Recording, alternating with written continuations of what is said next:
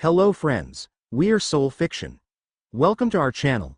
In today's video, we'll explore an exciting video on what if Naruto was the adopted son of Mother of Magic. If you enjoy these kinds of stories, don't forget to show us some love by hitting the like button and subscribing to the channel. Your support means the world to us. Now, let's dive into the story. It was getting later and later in the evening. The sun had just set below the houses and a cool breeze swept through Little Whinging as though it was straight from Winter's mouth. The fast approaching night and the cold winds didn't bother a 6-year-old girl who was sitting on a swing in a park letting her silent tears roll down her cheeks, with a few thoughts running through her head as, why do they hate me? Or why did mommy and daddy abandon me? The girl gazing up at the sky with a hopeful longing. She seemed to be waiting for something to happen and her hopefulness seemed only to grow with each passing minute as the moon appeared. This little girl was the girl who lived and her name was Rosalie Lillian Potter. Hello, Mr. Moon, Rosalie whispered, her emerald green eyes filled with tears reflecting the moon's light. I wonder if she will appear tonight as well. The girl went silent for a while, content to just swing as high as she could. Her tears long forgotten on the swing as though if she went high enough she could reach the moon.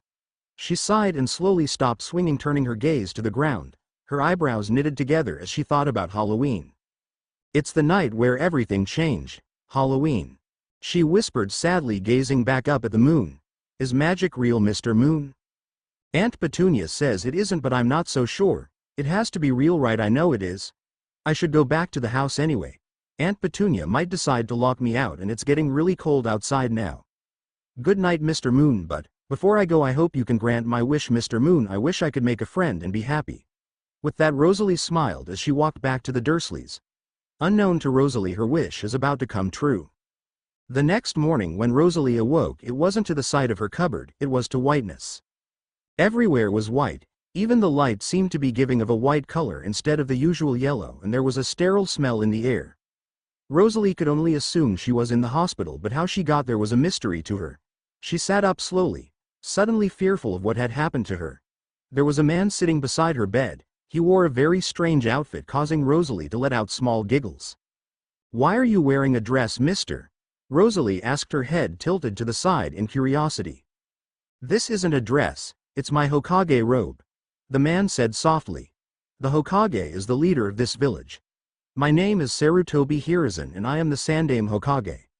Rosalie tilted her head in a curious manner and said, Sandaime Hokage? Yes, I'm leader of my village, Konoha, one of the hidden villages, and may I ask what is your name, my dear? Said the Sandaime while looking at Rosalie. My name is Rosalie Lillian Potter, in Japanese Rosari Ririan Pata. Well, that used to be my name, Rosalie replied. As Rosalie looked down as she was about to cry. Used to be? Asked Hiruzen while looking worried at the girl. Rosalie nodded her head and continued.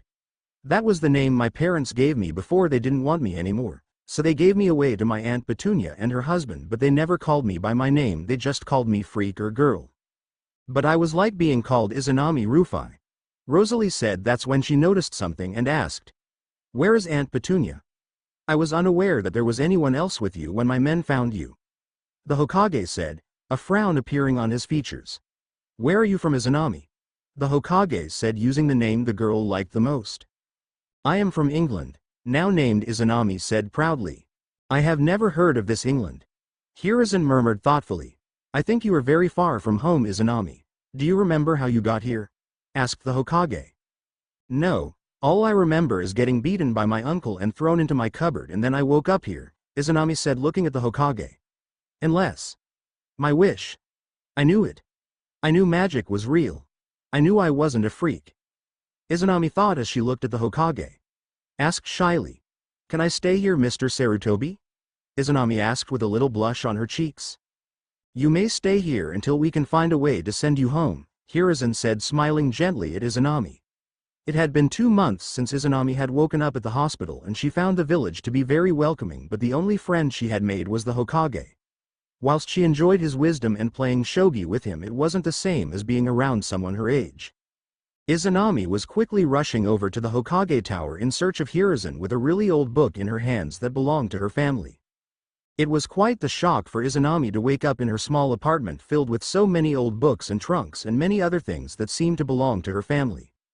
Every trunk was labeled saying gold, ancient tomes, weapons, family relic, family jewels, and family spells, along with plants and animals sealed in different trunks. Izanami was drawn to the oldest-looking book in the room. On the book was a beautiful handwritten letter written by a person known as Morgana Le Fay and Mother Magic. While reading the letter it says, "To my dear Izanami Rufai, or should I say, Rosaline Lillian Potter. I hope you're doing well. You may not know who I am, but I am your ancestor Morgana Le Fay. Yes, the Morgana Le Fay, the first ever dark witch of the century. I was told by Mother Magic about your circumstances, my dear, and it's hard to believe that my descendants will believe this fool Albus Percival Wulfric Brian Dumbledore. In believing that sending you away was for the greater good. No, they were only following the stupid old man's desires.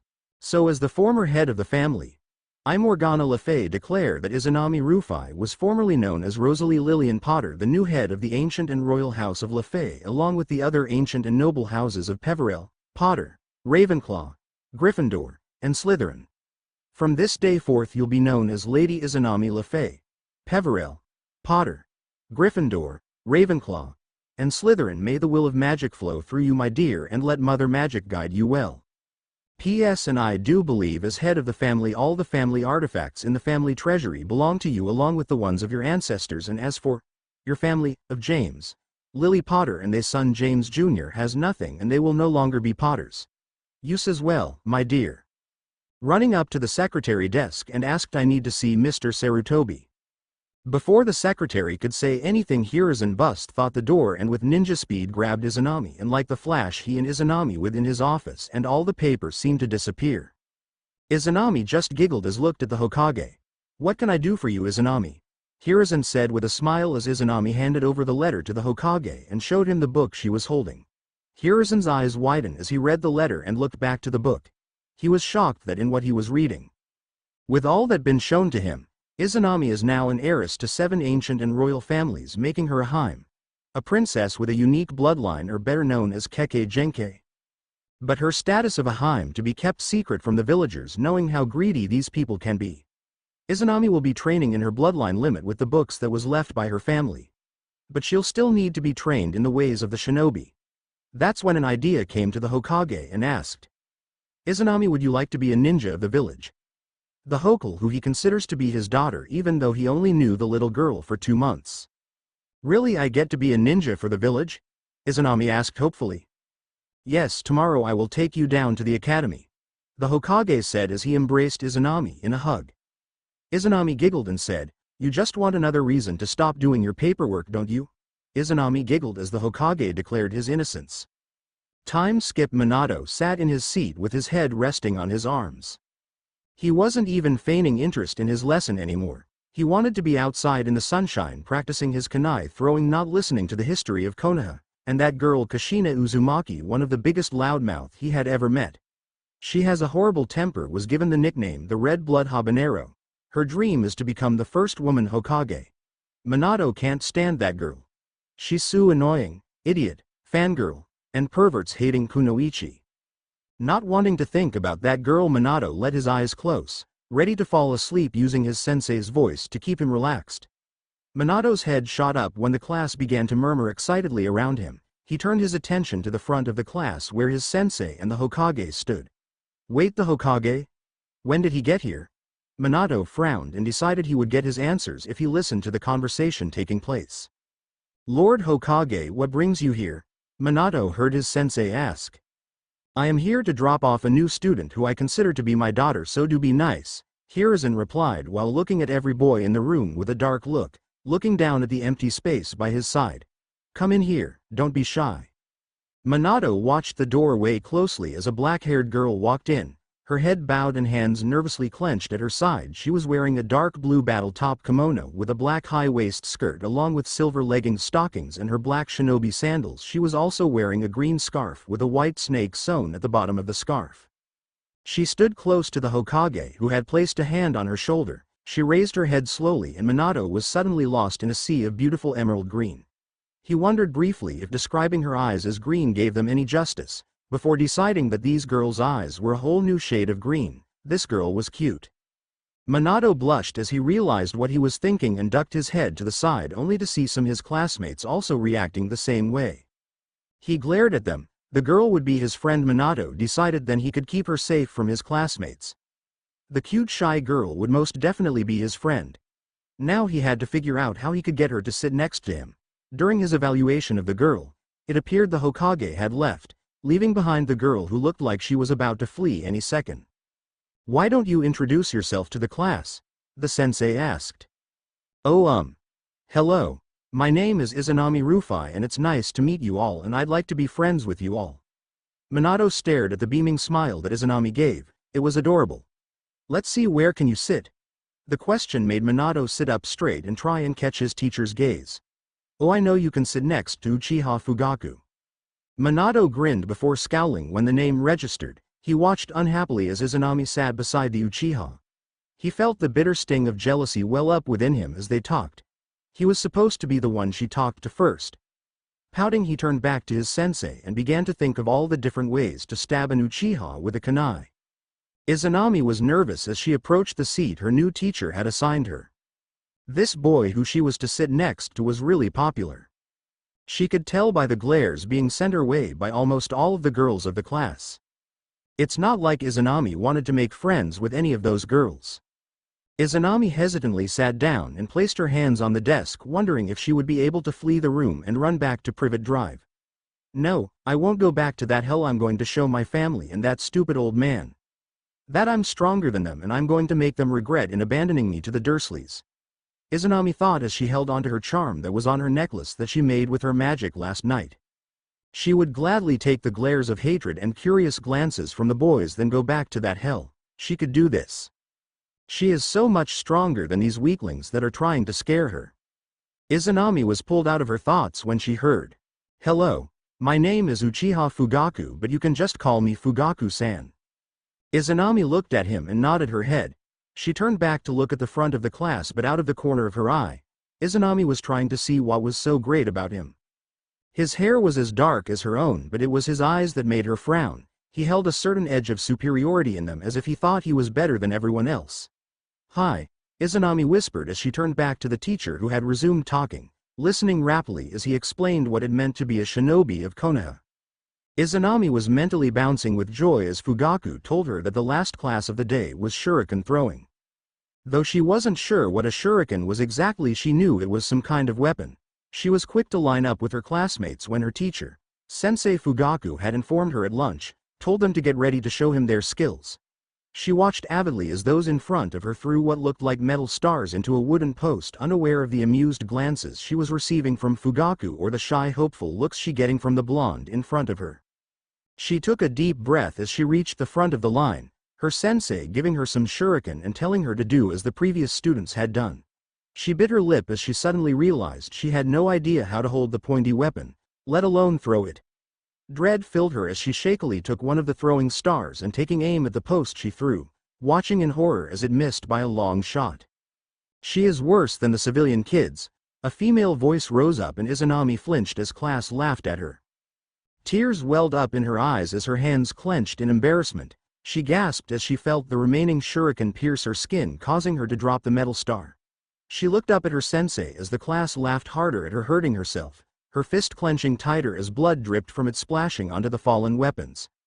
Her head bowed as her eyes shut tightly, her embarrassment turning into anger. She was angry at herself for failing and at her classmates for laughing at her. "Perhaps you should work on your shuriken throwing, Izanami-san," Fugaku whispered behind her, his eyes watching the witch intensely as he mistook her anger for hurt. "I can help you with it." "It's fine, I do not need help," Izanami declared loudly, her fists shaking in anger as her magic erupted around her, the shuriken rising into the air and spinning around her in a hypnotic dance. Her head shot up and her eyelids opened sharply, her eyes glowing in their determined intensity, and angry tears rolled down her cheeks. She brought her right hand up, causing the shuriken to stop dancing around her head. She glared at the wooden post as she moved her hand back a little and flung it out towards the post. The shuriken followed the movement, whizzing past her and going straight through the wooden posts to embed themselves into the concrete wall behind them. She raised her head high as she turned to face the class, who had been shocked into silence at seeing the wooden post lying splintered on the ground. Her green eyes watched them intently before her anger simmered down and she was left with the hurt at being laughed at and mocked. Her tears fell at a rapid pace as she took one last look at the class before fleeing. Fugaku took a step and the green-eyed witch had ran in, pausing in slight shock, and a yellow blur ran past him. Angrily he clenched his hands, recognizing the yellow hair as his fellow classmate. His eyes narrowed in thought as he turned back around and took his turn throwing the shuriken with ease at the second post. It had been 2 weeks since she had joined the class and Minato still hadn't talked to her. Whenever he tried to, he would be stopped by Fugaku, who made sure Izanami was distracted.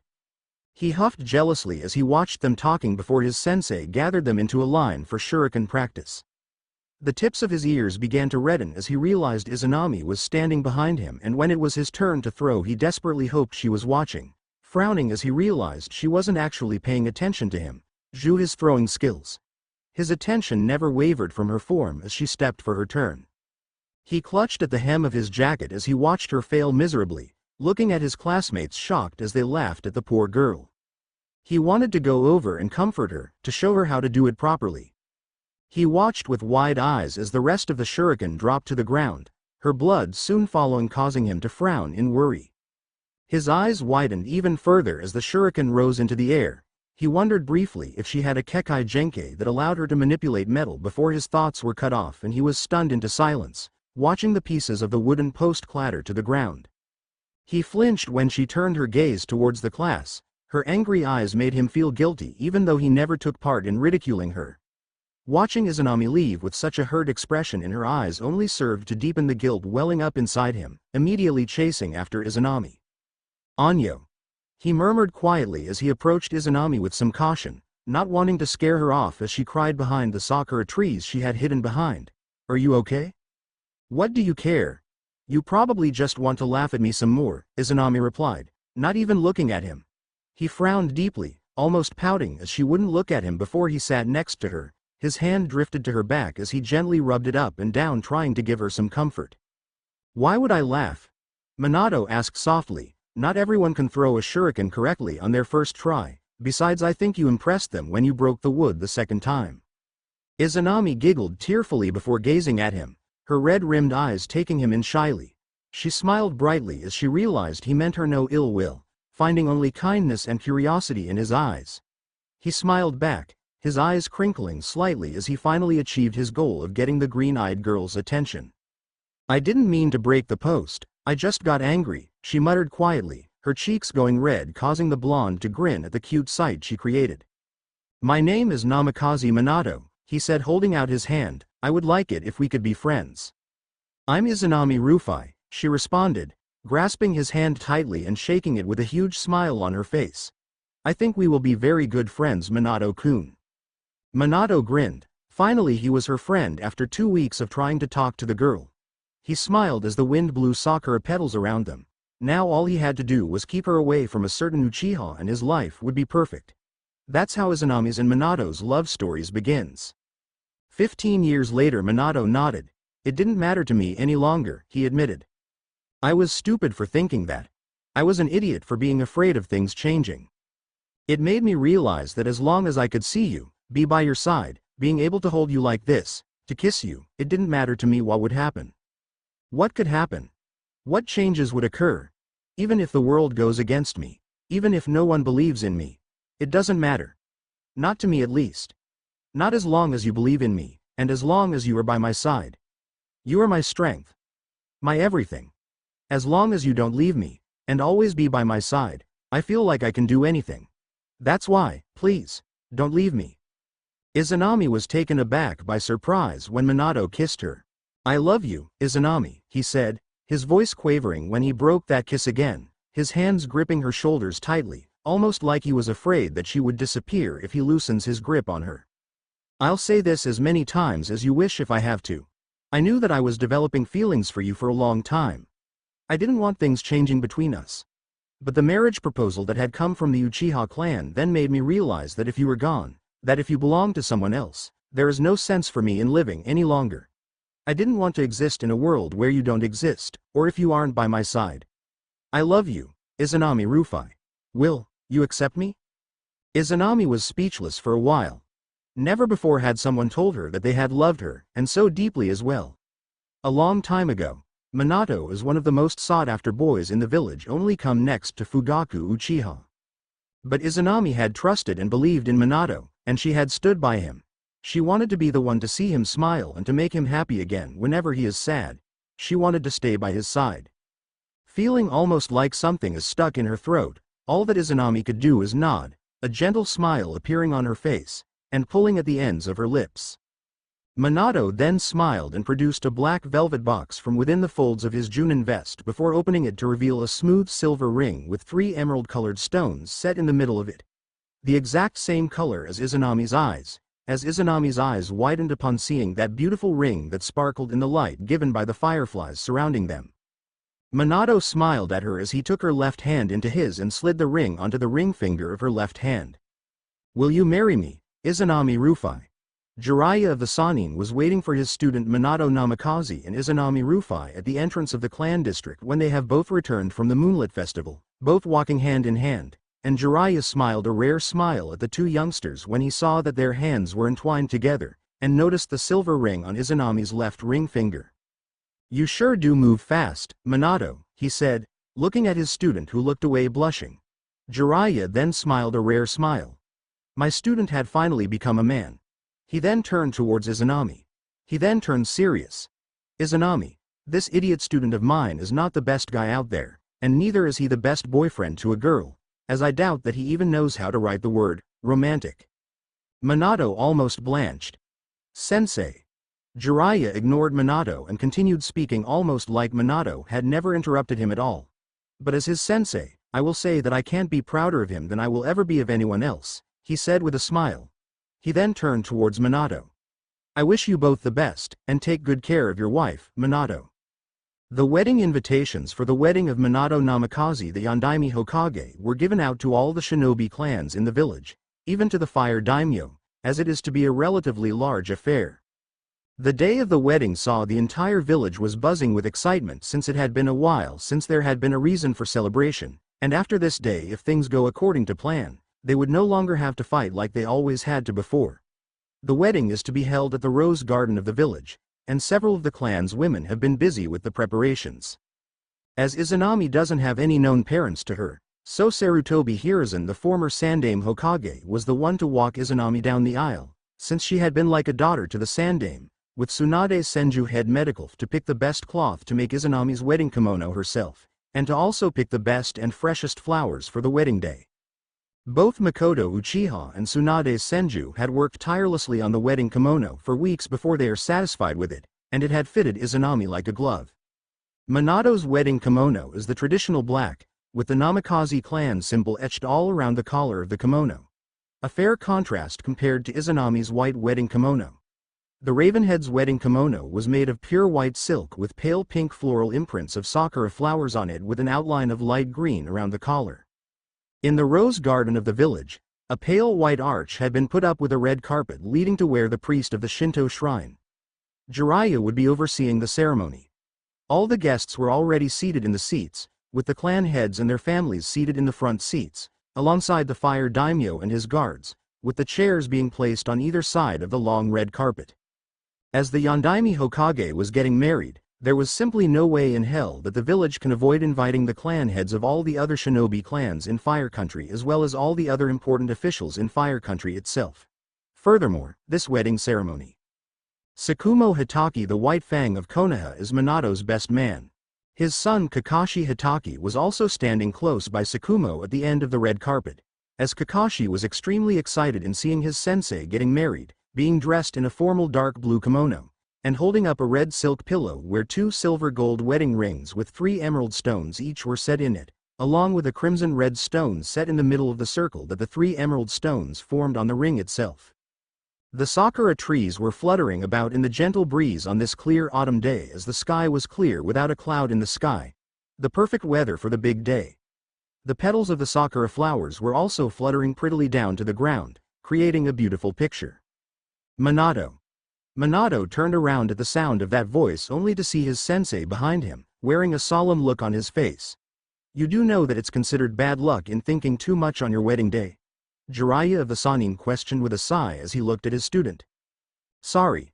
Jiraiya-sensei, I was just thinking and how far I and Izanami went through together. Minato mumbled, and Jiraiya nodded.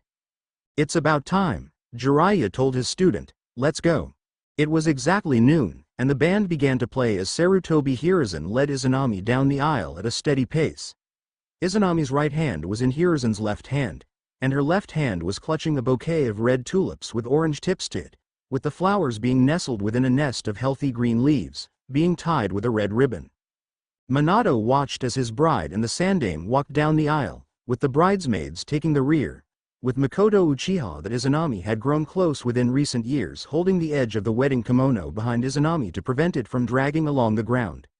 Two children were throwing the flowers in the wicker baskets that they were currently holding, both walking in front of the bride and her bridesmaids. Minato felt his breath caught in his throat as Hiruzen walked his princess down the aisle, and to him, she seriously looked like a princess or even a goddess, and he thanked Kami-sama who had given such a wonderful woman to him to be his wife. When they reached the end of the aisle, Hiruzen took Izanami's hand and placed it into Minato's. Izanami smiled gently as she looked into Minato's blue eyes, and together, the couple then turned to face the Shinto shrine priest standing there in his ceremonial robes of black and white. The priest smiled as he spoke, his voice carrying loud and clear over the rose garden. We have gathered here together on this delightful day to witness the union of Namikaze Minato and Rufai Izanami. And can anyone here give just cause to why these two should not be joined in sacred marriage? If anyone had spoken at this point in time, Minato would most likely have killed them on the spot. As the Yondaime Hokage glanced around the hundreds of guests being seated in the seats, with small smiles on the faces of more than half of them, he spied one Kushina Uzumaki sitting in between her friends in one of the front rows, and he decided that he didn't like the look on her face, which looked to be a cross between anger and jealousy. Sume Inuzuka had a firm grip on her best friend's kimono sleeve and was glaring at her with a look that dared her to say anything at this point in time. Silence passed until the priest smiled at Minato and Izanami both. Then, we shall begin, he said. Do you both agree that you stand here willingly, ready to devote yourselves of your own free will to one another for the rest of your lives? Yes, said Minato firmly. Yes, said Izanami softly. The priest smiled and nodded. Do you understand that the vows that you will be making upon this sacred day will be spoken before Kami herself and before all those who have gathered here to bear witness to this union? Yes, said Minato. Yes, said Izanami. Then you may now exchange your vows and speak only the truth, said the priest. Kakashi, who had been given the responsibility of carrying the rings, came forward just then, smiling slightly albeit nervously, and Minato smiled a small warm smile at one of his students before taking the smaller ring of the two and carefully slipped it onto Izanami's ring finger on her left hand as he spoke his vows. Before the presence of Kami, heaven and earth, hear me, for today, I make this sacred vow on my own free will. Today, I marry this woman and to make her my wife. Whether in sickness or in health, I promise that I will love you, respect you, console you, encourage you, help you, be faithful to you, protect you and to comfort you in the times of sorrow and struggle. I promise to cherish you and to always hold you in the highest regard.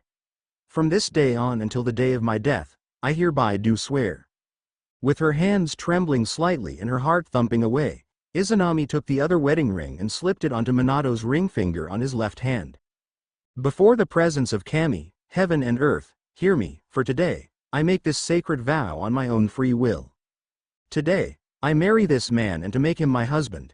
Whether in sickness or in health, I promise that I will love you, respect you, console you, encourage you, help you, be faithful to you, protect you and to comfort you in the times of sorrow and struggle. I promise to cherish you and to always hold you in the highest regard. From this day on until the day of my death, I hereby do swear. The priest then smiled. And now, before the witnesses and Kami herself, I hereby pronounce you as man and wife. May Kami herself grant you the blessings of happiness, health, and children, and may your union as one be long and everlasting. He then smiled and turned towards Minato. You may now kiss the bride. The people then began to applaud and cheer as the young couple kissed and looked deep into each other's eyes. I love you, said Minato to Izanami. And I love you, said Izanami, smiling gently. They then kissed once more as the people around them cheered and celebrated. Unknown to the people of village Izanami's magic glowed a beautiful shade of white as her magic accepted the union along with Mother Magic and Kami herself, knowing that she belongs to no one else but Minato Namikaze, her husband. Unseen by everyone else, Kushina Uzumaki clenched her right hand into a fist, being hidden in the sleeve of her kimono. Meanwhile, in Wizarding World only 3 years has passed. They entered Quality Quidditch Supplies, which was crowded even more than usual because of the release of the new broom. Many were crowding around at the beautiful broom, exclaiming loudly and reading the written words below the broom. "Hello, how can I help you?" asked the shopkeeper, who was currently cleaning a broomstick with the best polish he had to offer in his shop. There was a tag on the broom showing it was there for professional cleaning and wasn't for sale. "I'd like to buy one of the new brooms," said James, smiling brightly, his hand resting on his son's shoulder. "The new one? I'm afraid they have sold out, Mr. Potter," said the shopkeeper blandly. "There's one still on display. Surely you can wrap that for us?" asked James, taken aback. He had always gotten on well with the owner of Quality Quidditch Supplies, even as a small child. His father had brought him in for many of the newest broomsticks available as well. "I like to keep that up so people can look," explained the shopkeeper, looking conflicted. "But I want it," demanded James Jr. angrily. "Dad, please." "I will pay 10 more galleons for it," offered James, hoping the man would give in. He didn't want to disappoint his son. The prospect of 10 more galleons hit home, so he agreed and walked over to the display cabinet to take it out. He then wrapped it up and asked for the new total for the broomstick, feeling quite pleased with himself. James handed over the key. The beauty of the keys was that they could deposit the amount straight into the cash register. However, it quickly became apparent something was horribly wrong, as the shopkeeper said the spell twice to transfer the money, but nothing happened. He was confused. "I am sorry, you seem to have insufficient funds in that account," said the shopkeeper, handing the key back and waiting expectantly for another one to try. James just stood there stunned. Lily stared at James wondering what was wrong, and James Jr. just frowned, not understanding what was going on. "But that's the main Potter vault," cried James, alarmed. "I see. Give it here," sighed the man, taking and inserting the key once more. He tried 3 more times before he gave in. There was something wrong, and the only thing he could think of was that there had to be insufficient funds in the account. There was nothing wrong with his cash register. He had just used it not 10 minutes ago when someone paid for a set of full Quidditch gear. "This cannot be happening," said James, white-faced and eyes wide, full of worry. "What's wrong?" whispered Lily, her face bright red in humiliation, especially for the way the shopkeeper was looking at them. "There's no money," stated James softly, taking the key back and walking from the shop, not even registering his son's whining. "That's impossible," snapped Lily, wide-eyed. "I need to get to Gringotts," said James, his face still ashen but his cheeks flushed red in utter embarrassment. "Let's get going, then," said Lily adamantly, utterly furious with the goblins. For she was sure it was their fault, their mistake. "I'd like to speak to Griphook, please," said James grimly. "Very well," grunted the teller, yelling in his own tongue for Griphook. 5 minutes later, Griphook finally made his appearance.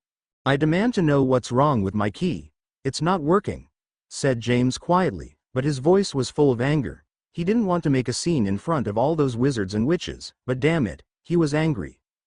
"You and your family are not Potters anymore. It's not your place to ask such questions or take money from a family that you are no longer a part of. Other words, Mr. Evans, you and your family were disowned from the Potters, and any other lines as well," said Griphook, withholding a feral smirk. It made his day seeing James now Evans taken down a peg, or rather 5 pegs, but that was beside the point. He never thought he'd see the day where James Potter now Evans wasn't a smug bastard. His father hadn't been half as bad as him. At least the previous Lord Potter had respect for goblins. James Potter didn't respect anything, so yes, seeing him so angry was a blessing, really. There was only one Potter, or rather Peverell, Potter, Ravenclaw, Gryffindor, and Slytherin. He was fond of Rosalie. "It's my money," cried James, unable to help himself. "James, calm down," hissed Lily, trying to get James to quieten down. This was just so embarrassing. "Calm down? We have no money, Lily," screeched James. "People are looking," said Lily, her voice curt and demanding. James looked around and saw she was right, though they looked away when he looked at them, they were listening. Damn it. Everything was screwed up. He managed to listen to his wife speaking. So what do we need to do to withdraw money? Asked Lily quietly. I'm afraid not you and your family were disowned by the Potters and other lines that follow the Potters. For now, you are Evans. According to the bank statements we have, there is no account under the name Evans other than that you guys have no money with Gringotts. Grunted Griphook.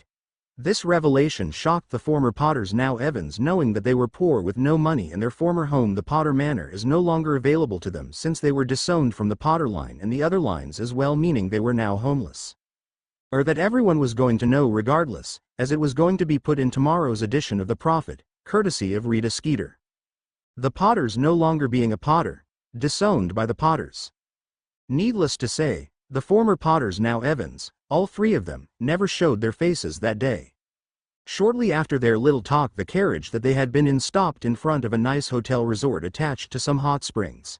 Here you are, sir. Ma'am. Enjoy your stay. The man who had driven the carriage said as he opened the door, and Minato climbed out and helped Izanami down and unloaded their things and left. The pair stood there for all of 10 seconds watching the carriage disappear when the man in charge of the hotel appeared and welcomed them.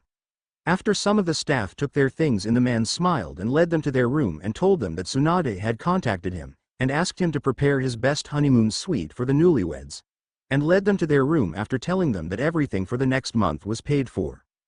While making small talk with them, the man had let slip that Jiraiya had bought them a nice little cottage down the roadways and that when they were ready to move in, then they should do so. Izanami cringed at the mention of the honeymoon suite and a home being bought for them. She would much rather live in the woods like a wild animal than live somewhere that Jiraiya had picked for her. Minato was as silent as a tomb until they got to their room. The man handed Minato the key to their room and he opened the door. The inside of the room was decorated in the typical fashion for lovebirds. White hearts, red flowers, and satin sheets with red trim. And was that a mirror on the ceiling? Minato raised a brow at the interior of the room, then looked at his bride. Izanami, it seemed, was having a bizarre World War flashback from the look on her face was any indication at all. Minato had to bite the inside of his cheek to keep from laughing at the look on Izanami's face before she snarled, "Was she frigging high when she rented this room?" Then she pointed at the mirror on the ceiling and cried, "And just what the hell is that there for? Why would I want to look up there to look in a mirror?" Minato couldn't hold his mirth in anymore. Izanami was just so damn cute. She was so innocent, it was adorable. Leaning down, he whispered the reason and uses of having a mirror on the ceiling and bit back a laugh at her expression as he straightened his spine. She became very quiet and her arm fell back to her side as her face turned pink. "Seriously?" she asked after a few seconds. Minato nodded. Her lovely mouth formed an O and she scratched her cheek. Satisfied that she got ped her up in his arms, causing her to let out a startled yelp, but she didn't struggle as he crossed the threshold and closed the door with his foot and set her down. Minato, can you help me out of my wedding kimono? If we're going to enjoy our own wedding night properly," she said as she wrapped her arms around him. Minato started to help Izanami undressed with shaking hands and hooked his fingertips into the satin fabric as she pushed herself upright and let him drag the fabric from her shoulders until it fell around her waist. She started to cover herself, but Minato captured both of her wrists in one of his hands and then cupped her cheek and kissed her lightly on the mouth, licking her bottom lip to coax her to open for him before he slanted his mouth over hers and slipped his tongue inside. More. Minato needed more kissing, more touching. He wrapped his free arm around her and pulled her closer to him until he could feel the curves of her pressed against his chest. She moaned. A low breathy sound that made Minato tighten his hand around her wrists almost to the point of pain before breaking the kiss. Both of them were panting. Minato growled and picked her up. He may want to fuck her brains out, but he wasn't going to do it on the hotel's floor. He would be gentle first, rough later. Once he was close enough, he tossed Izanami onto the bed. She bounced once, then settled and looked down at herself. Her wedding kimono had fallen off on their way to the bedroom. Reaching up, she let her hair down as Minato watched her take her hair down. His eyes were drawn to her as she reached up. "Oh God. I take back every horrible thing I ever said or thought about Tsunade," Minato thought as Izanami's rose and fell slightly with every movement. His mouth was dry when an odd thought occurred to him. "I almost wish I were still a baby. I would love to be breastfed by Izanami. Oh man, She's going to end up breastfeeding my kids. The kids hadn't even been conceived yet and he was already jealous of them. How immature of him. Once Izanami was done letting her hair down, she glanced at Minato, who hadn't moved for almost 3 minutes. She was about to ask him what was wrong when he quickly undressed and joined her on the bed. He looked like a huge jungle cat about to pounce on her. He settled himself between her legs and slowly licked, nipped and sucked every inch of skin before he reached her. Minato wasted no more time as he ripped her lace panties off of her and thrust all the way in. Then held still to give her time to adjust to him. He felt like he was losing his mind along with something else he couldn't quite put his finger on as he lay there with his body entwined with Izanami's. She arched her back and cried out at the sudden pain. Minato kissed her cheeks, her eyelids and her lips. After a few moments, the pain faded enough for her to try and make him move by rocking slightly. Minato pinned her wrists on either side of her head and started to move slowly at first, then faster. Christ, she was so fucking tight. He felt like he was in heaven. And hell. She met him thrust for thrust and reached her climax with a scream which died down to a soft whimper as her body clenched around him and he came with his teeth buried in her neck, marking her as his mate as her body milked him for his seed. Once he was done, he rolled off of her and gathered her body in his arms and let himself doze off with his purr of satisfaction echoing in the room. Minato and Izanami made love 4 more times before Izanami's stamina gave out and Minato finally lets her rest. Around lunchtime the next day she was woken up by Minato running the back of his hand over one of her cheeks. "Morning," Minato said with a grin. Izanami moaned and sat up. Her body ached in places that she had never been aware that she had. Still, she wasn't going to complain. Being intimate with Minato had been better than she thought it would be. Looking around the room a minute, she then focused on Minato's smiling face. He was wearing civilian clothes.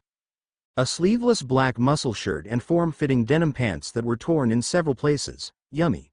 Maybe she should go on an all-Minato diet. He looked that good. Minato raised a brow at Izanami staring at him. Finally, she couldn't help but ask, "Why are you dressed like that, Minato-kun?" He smirked and gave her a lingering kiss. "I've wanted to try a different style than my normal ninja outfit," he said with another smirk. "So what have you been doing while I was asleep?"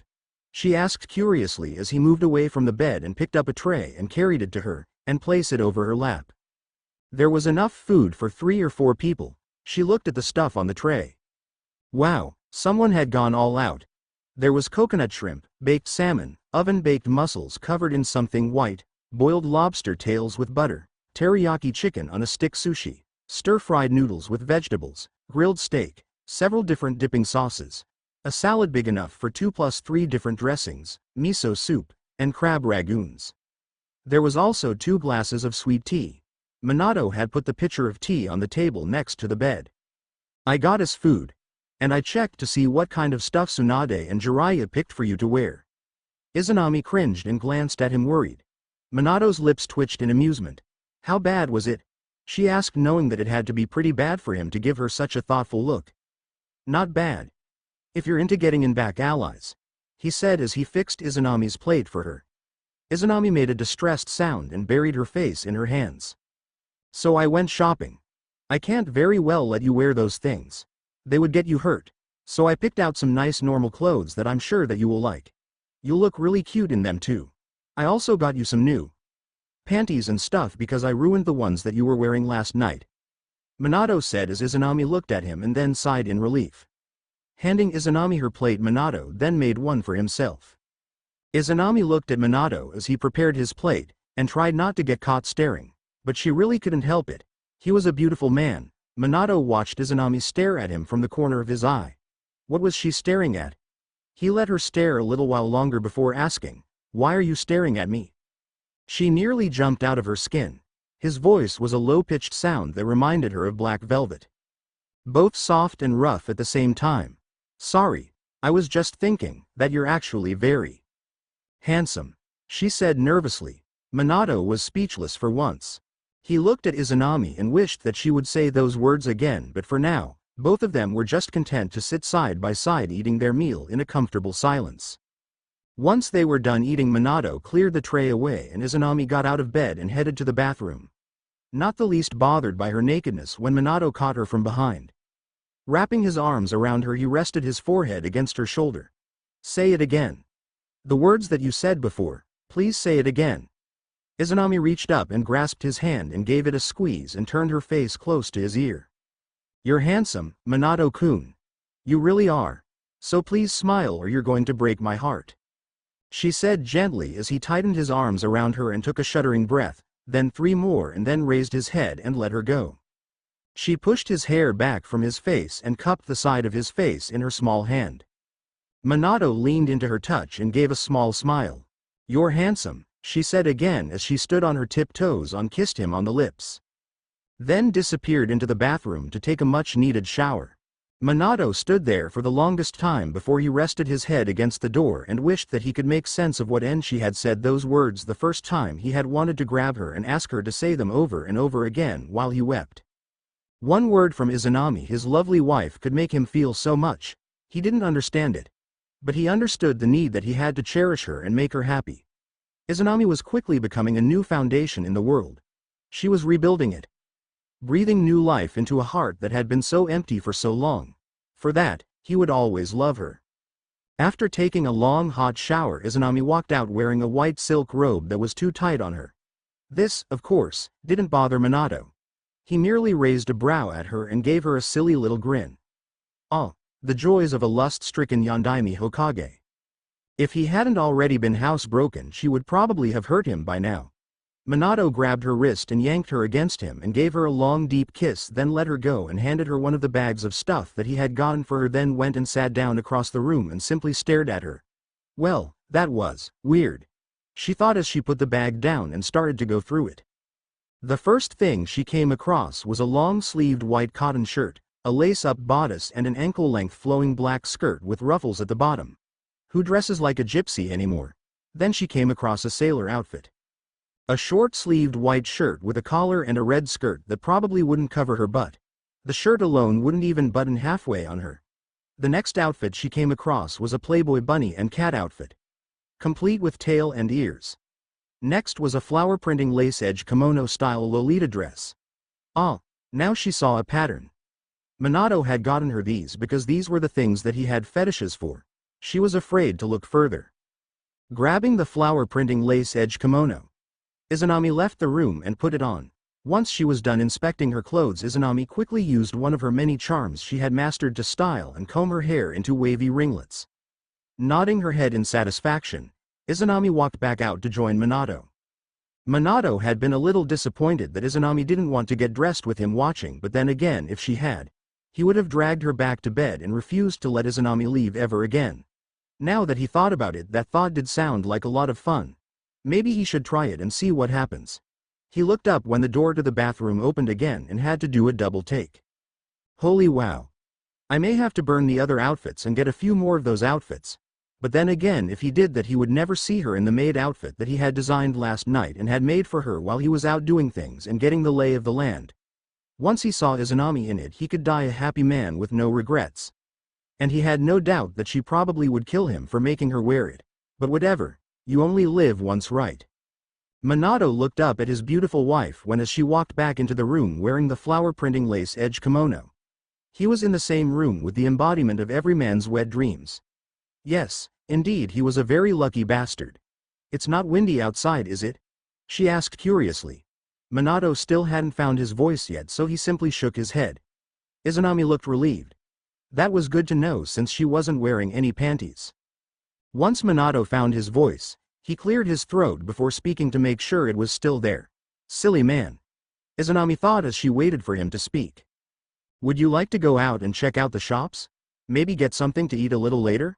Minato asked as he looked at his wife. Sure. It sounds like fun. Where do you want to start? Izanami said as Minato took her hand. Somewhere I can pin you against a wall and ravish you. Sound okay? Minato thought as they left the hotel and soon found themselves walking down the crowded streets. It wasn't long until they reached the shopping district. Izanami's attention was drawn to a clothing store a little ways down. Minato sighed and let himself be dragged by his wife into the shop. Ah, now he understood. The clothes in the store were normal. Summer dresses, shirts, shorts, skirts, formal and casual combined for comfort. He stood by and let her go through the clothes at her own pace while the sales representative approached him. Damn it, Couldn't he enjoy his time with his wife without being singled out by every male and female in the general area? But you are a pretty boy, aren't you, honey? I get off work in an hour if you want to ditch your companion. She looked at Izanami in disgust and said in a husky voice that would have made her sound sexy if he was into that sort of thing. And if he wasn't already taken, but even if he wasn't, he wouldn't give her the time of day. Izanami hadn't stopped looking through the clothes, but she was however much closer than she had been a minute ago. As the woman started to lean into Minato's personal space, Izanami reached out and grabbed the woman by her hair and dragged her away from him as she went up to the other sales rep. I'd like to try these on, and my husband is going into the dressing room with me, she said cheerfully as she let the woman's hair go.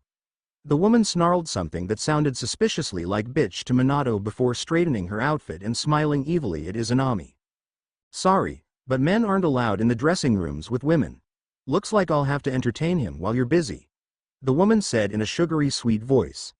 Minato paled a little. This wasn't going to end well for the woman, or for him.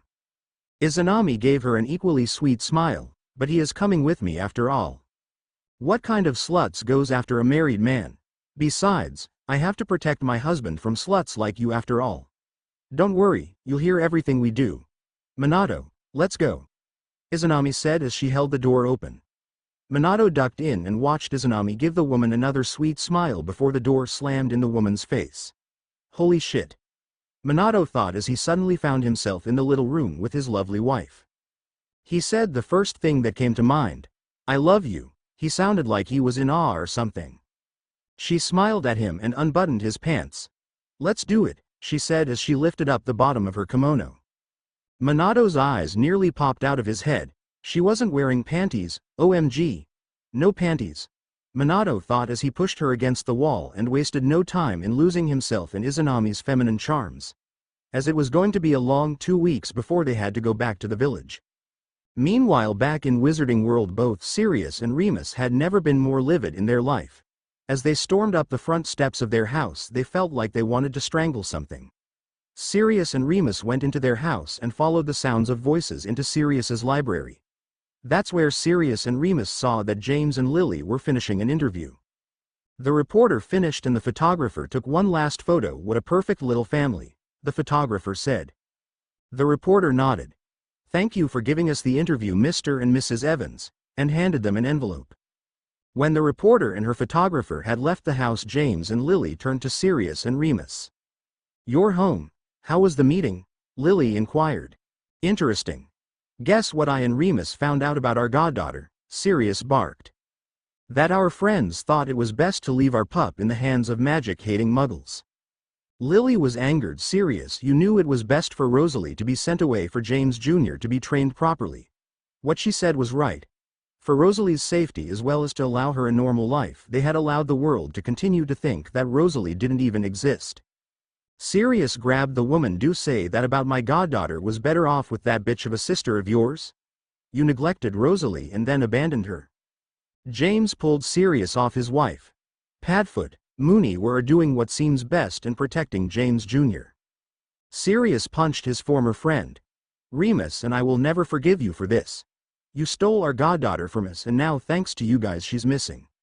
Sirius growled and then pointed at the door. Get out. James stood up. What do you mean? You would not throw out your own godson? Sirius seethed. You three are to leave my house immediately. If I ever see you here you will be arrested. James Jr.'s trust fund remains, but you will have no access to it. James Jr. will be given enough every year for school fees, but you'll never touch any of it. James blanched. Sirius, we have nowhere to go. We were disowned from the Potter family line and the others as well. Find a job, James. Perhaps pimp your wife, she's good for a shag. Sell your son for more interviews. I don't care, just get out now, Sirius roared. Both Sirius and Remus watched as they collected the few things Sirius would permit them to take, which was really only James Jr.'s and their own possessions, what little they had. He showed them to the door while casting new wards to keep them out.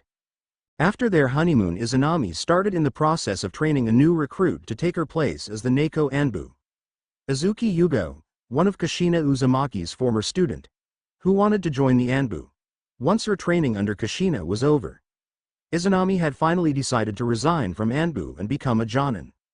If she recalled correctly, Yugo had been a skilled Anbu captain, trained under Kakashi and Kushina for years, and was one of Konoha's best kenjutsu masters. Rumor says that Yugo is engaged to Gecko Hayate. Still, it would be another month or two before she could retire from Anbu, and finish readying Yugo for her new duties as cat. Minato also supported her decision to leave Anbu, especially now that Izanami can go back to studying and master all the arts of magic, and see to her lovely garden and zoo. Izanami thought as she heard. Sensei, sorry I'm late, Yugo began, looking down shamefully.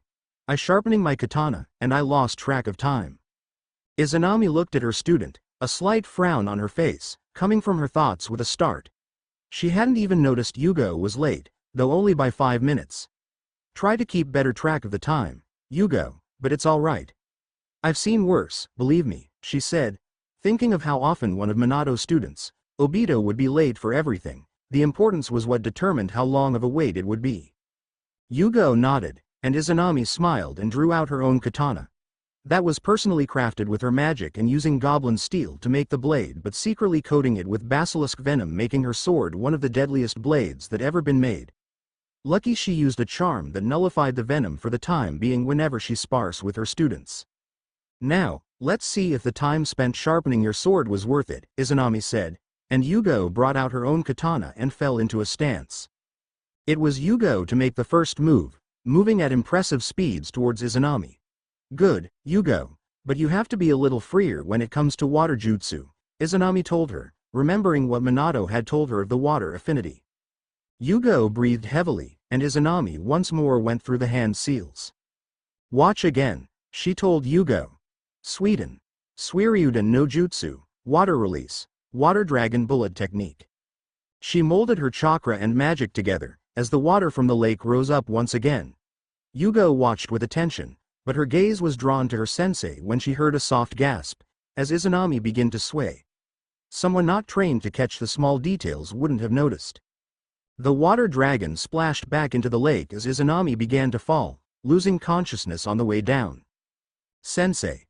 Time skip. Izanami woke to the white walls, floors, and everything else that came with being in a hospital. She groaned, hating being cooped up in a hospital.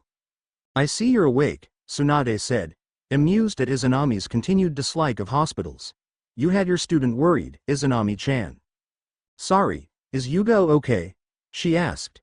She was here until a few minutes ago. She had to go meet up with Hayate. She said she'd come back later to see you, she said. Now, how are you feeling?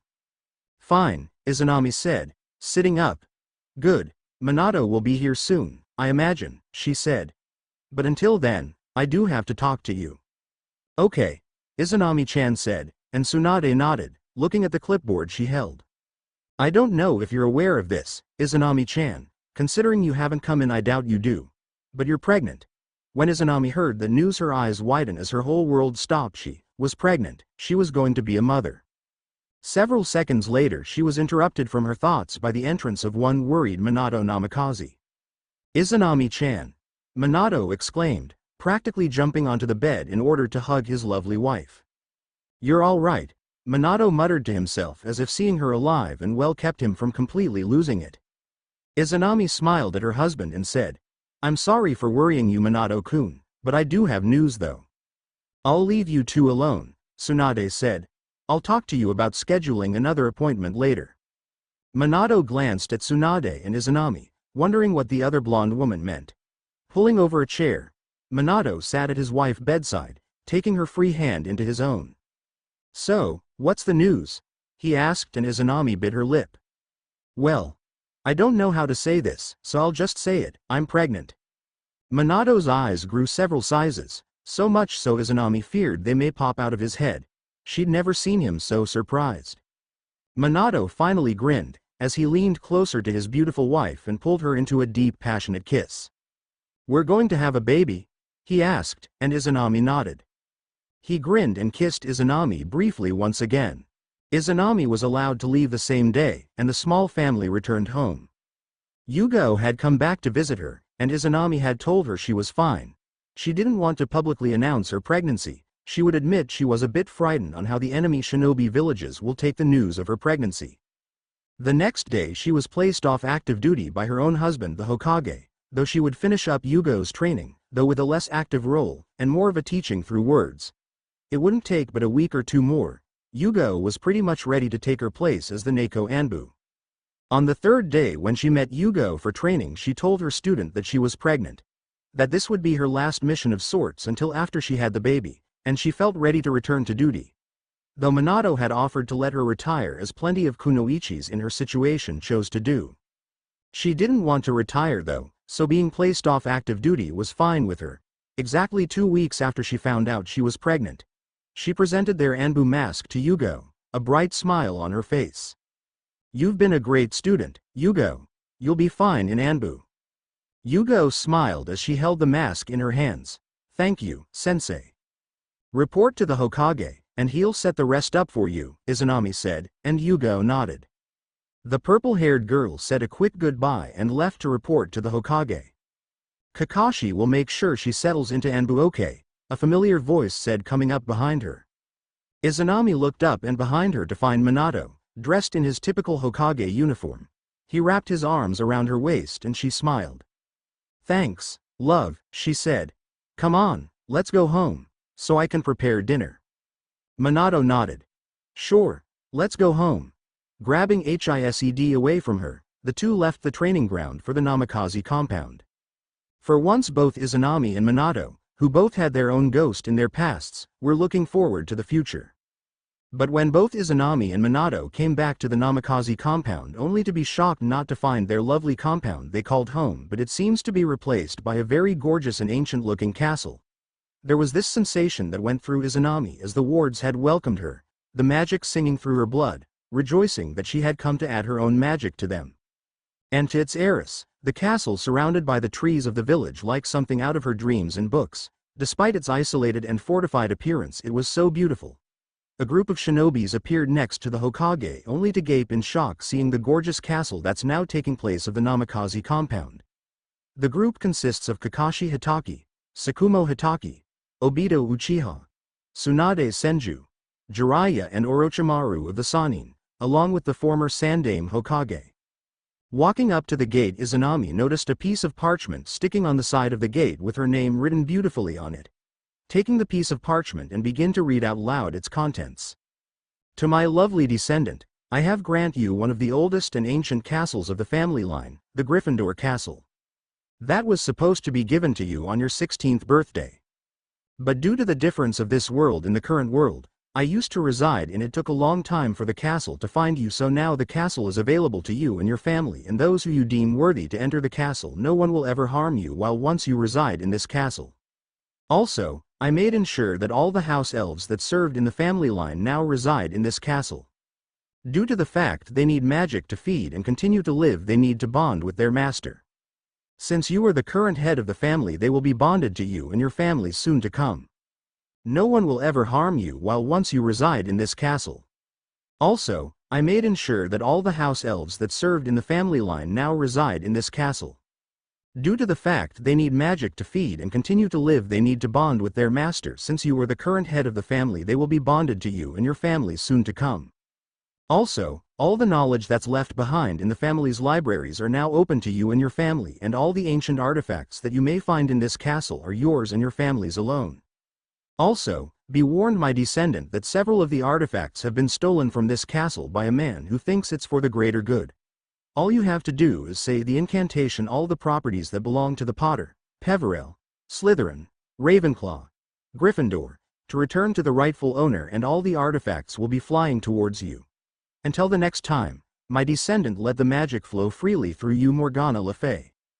Once done reading, everyone in the group looked at Izanami in shock as she walked over to a pillar and saw a ruby on it.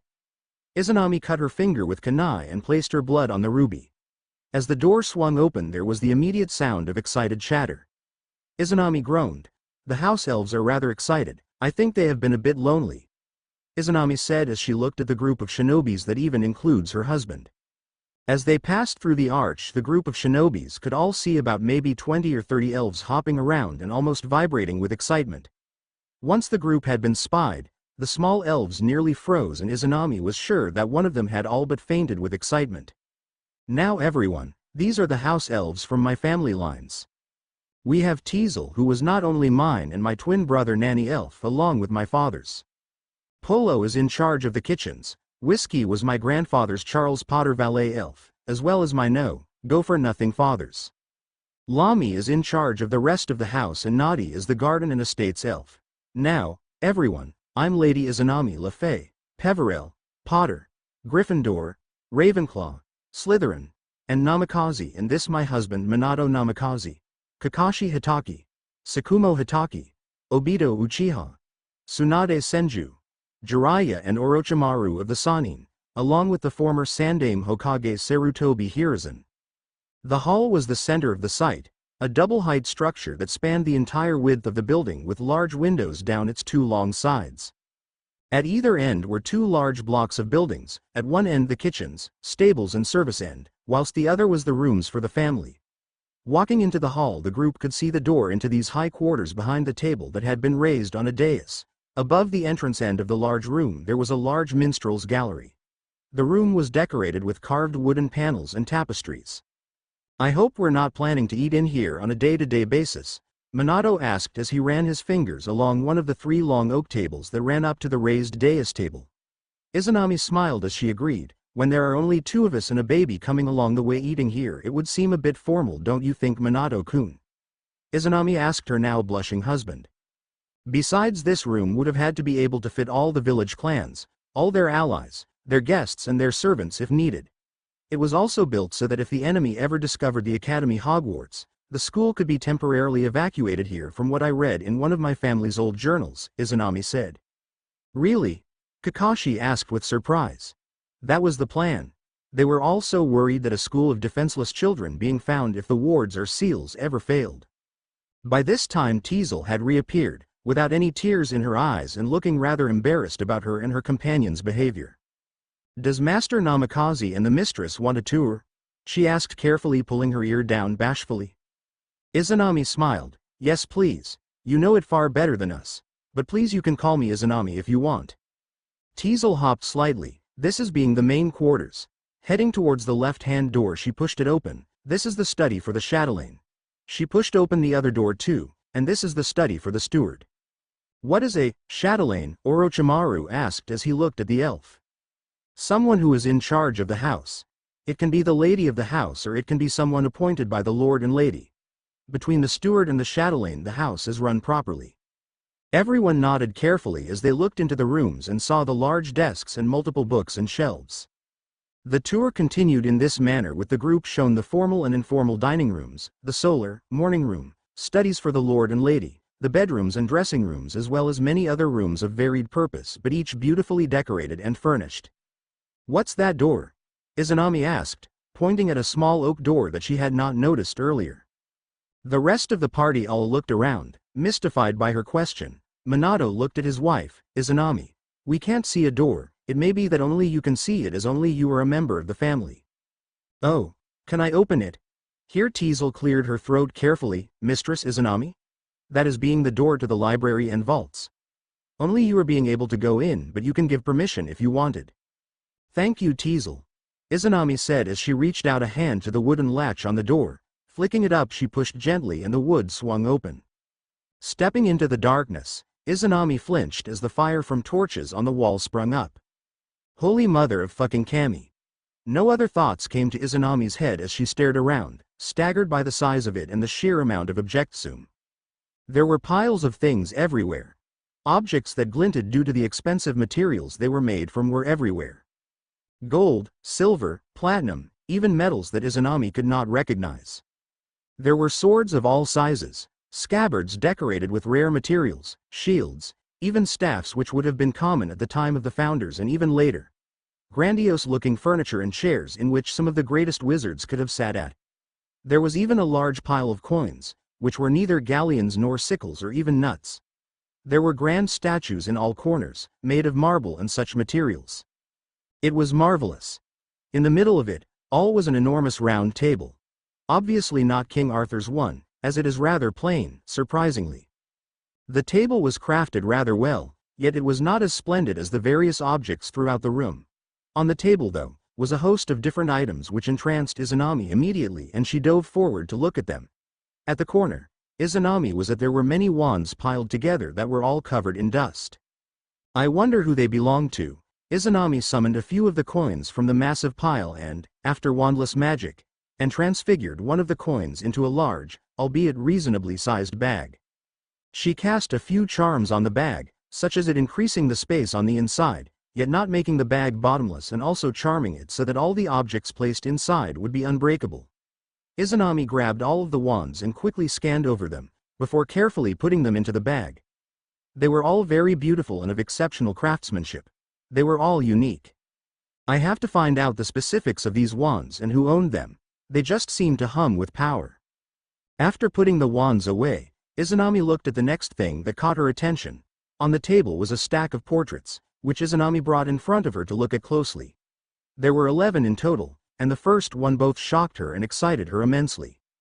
It was a portrait of Godric Gryffindor. He stood tall and proud, his head cocked to one side, his long hair flowing, and both of his hands on the hilt of the legendary sword of Gryffindor.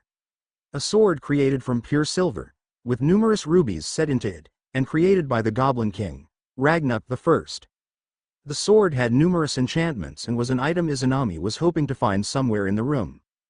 Though the portrait looked to be taken when Godric was in his prime. Godric's maroon robes, nothing like the horrible red that made up half of the colors of Gryffindor House, covered his burly frame. His eyes seemed to be a plain brown, yet they screamed arrogance, and one of his eyebrows were upturned as if he was looking in derision at Izanami. What was surprising to Izanami was that he looked as French as he did British. He had so many distinct French features, and it was impossible to deny that he was of French lineage. How that would shock the British and please France, although it clearly shows the stupidity of the English. It's even in his surname, Gryffindor. Griffin D, or, meaning Golden Griffin in English. Oh, how, families like the Weasleys and Potters will rue that noble, great Godric Gryffindor was a frog. His portrait, to Izanami's delight, was a live one which was not activated. The information I can glean from a founder will aid me greatly. Gryffindor was supposedly the greatest duelist of his era. I will have to activate him, yet much later. Izanami shrunk Gryffindor's portrait to a very small size and placed him inside the bag, intending to return the portrait to its original size and activate it much later. The next portrait was that of Helga Hufflepuff. She had a kindly demeanor about her, with a gentle smile on her face. She was slightly plump, although you could not say she was fat as history depicted her to be.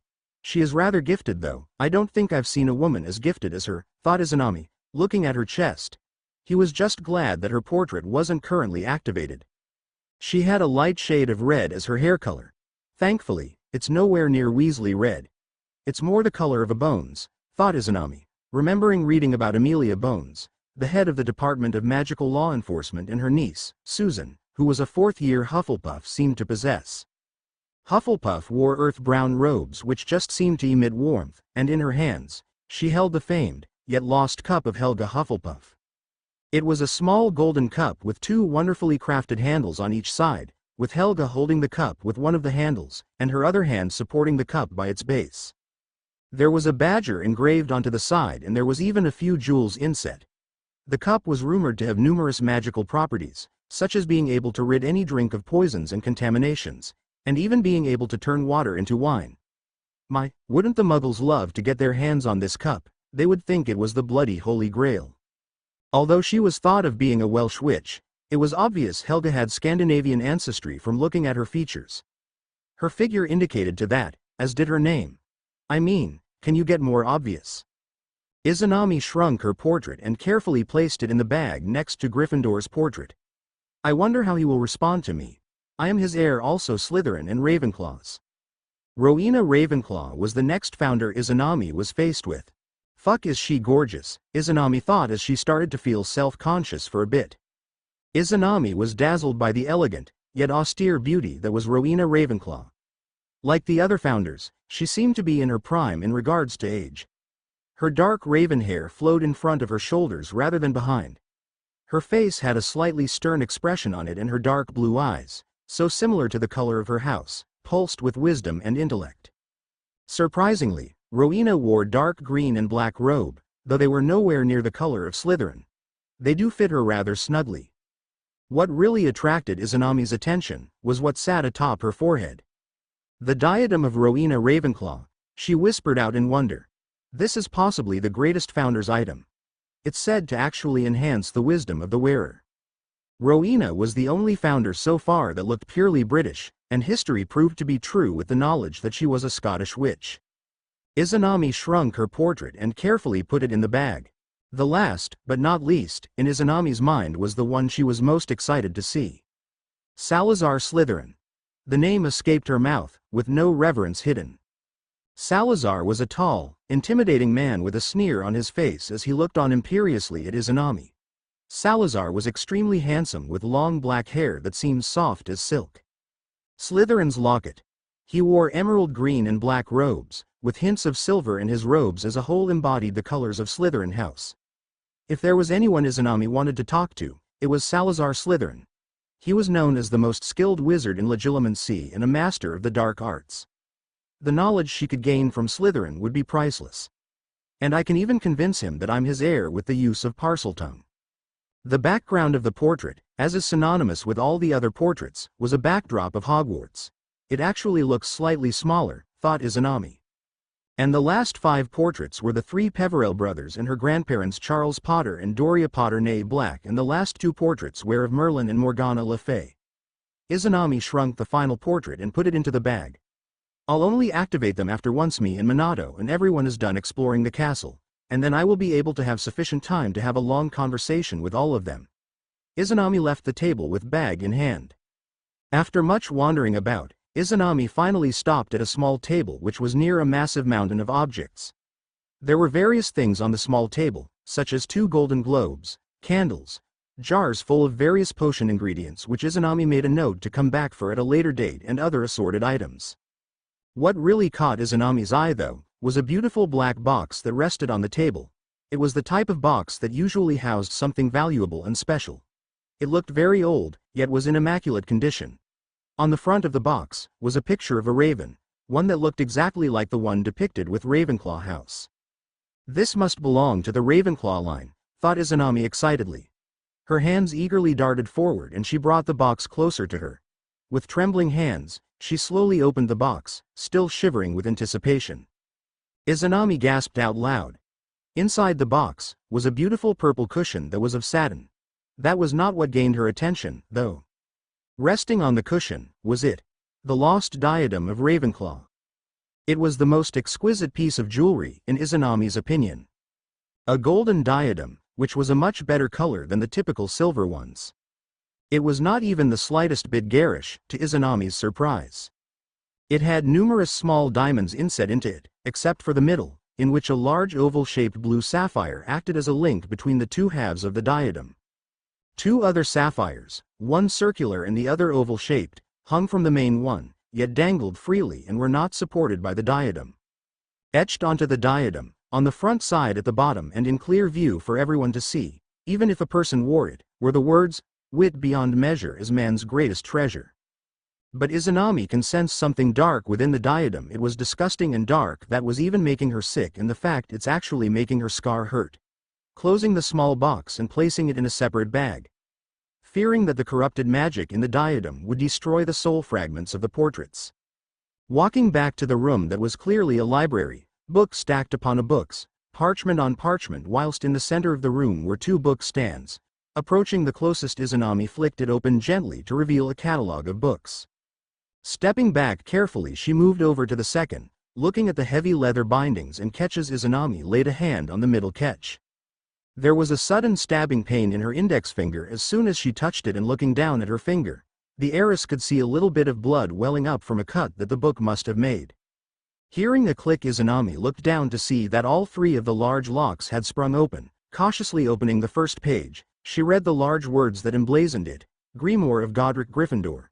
Meanwhile, outside the room, all the shinobis were having a minor panic attack, for as soon as Izanami had stepped into the room she had apparently vanished into the wall, as did the sound of her heartbeat and her scent.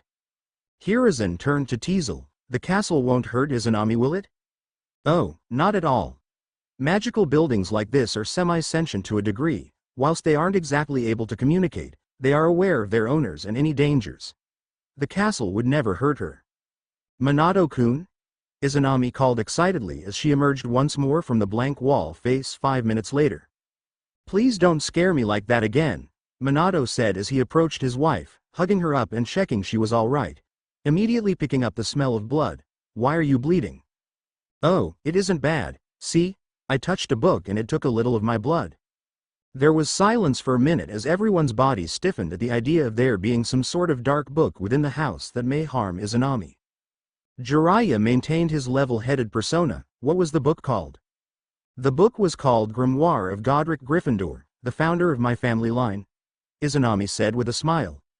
9 months later, October 10th. I hate you right now, Izanami snarled as she gripped the metal bars on the side of the bed she laid in. She'd been escorted to the selected location where she'd give birth by Tsunade and Shizune. Minato had shown up soon after. Kakashi, Tsukumo, Obito, Jiraiya, Orochimaru, and Hiruzen stood guard outside the seal-protected cave. She'd already gone into labor by the time they had arrived though. Unfortunately, she'd spent the last extremely painful 8 hours in labor. Tsunade had assured her that it could have been worse. She still hadn't expected childbirth to be quite so painful. The out-of-control flux of magic wasn't helping things. It was worse than the time she'd very nearly been disemboweled. Thinking back on it, she really did have the luck of gods to have lived through the Third War. Minato chuckled nervously, but on the inside, he hated how much pain this caused Izanami. Keep that seal up, Minato. We don't want Izanami-chan's bloodline to go out of control, Tsunade reminded as she stood between Izanami's legs so she could deliver the baby. Shizune stood nearby with a blanket ready to receive the baby once it was born. Minato nodded and concentrated on the seal while Izanami focused on the urge to push. As pain tore through her, she couldn't help let out a cry of pain. Come on Izanami-chan, one more strong push, Tsunade urged.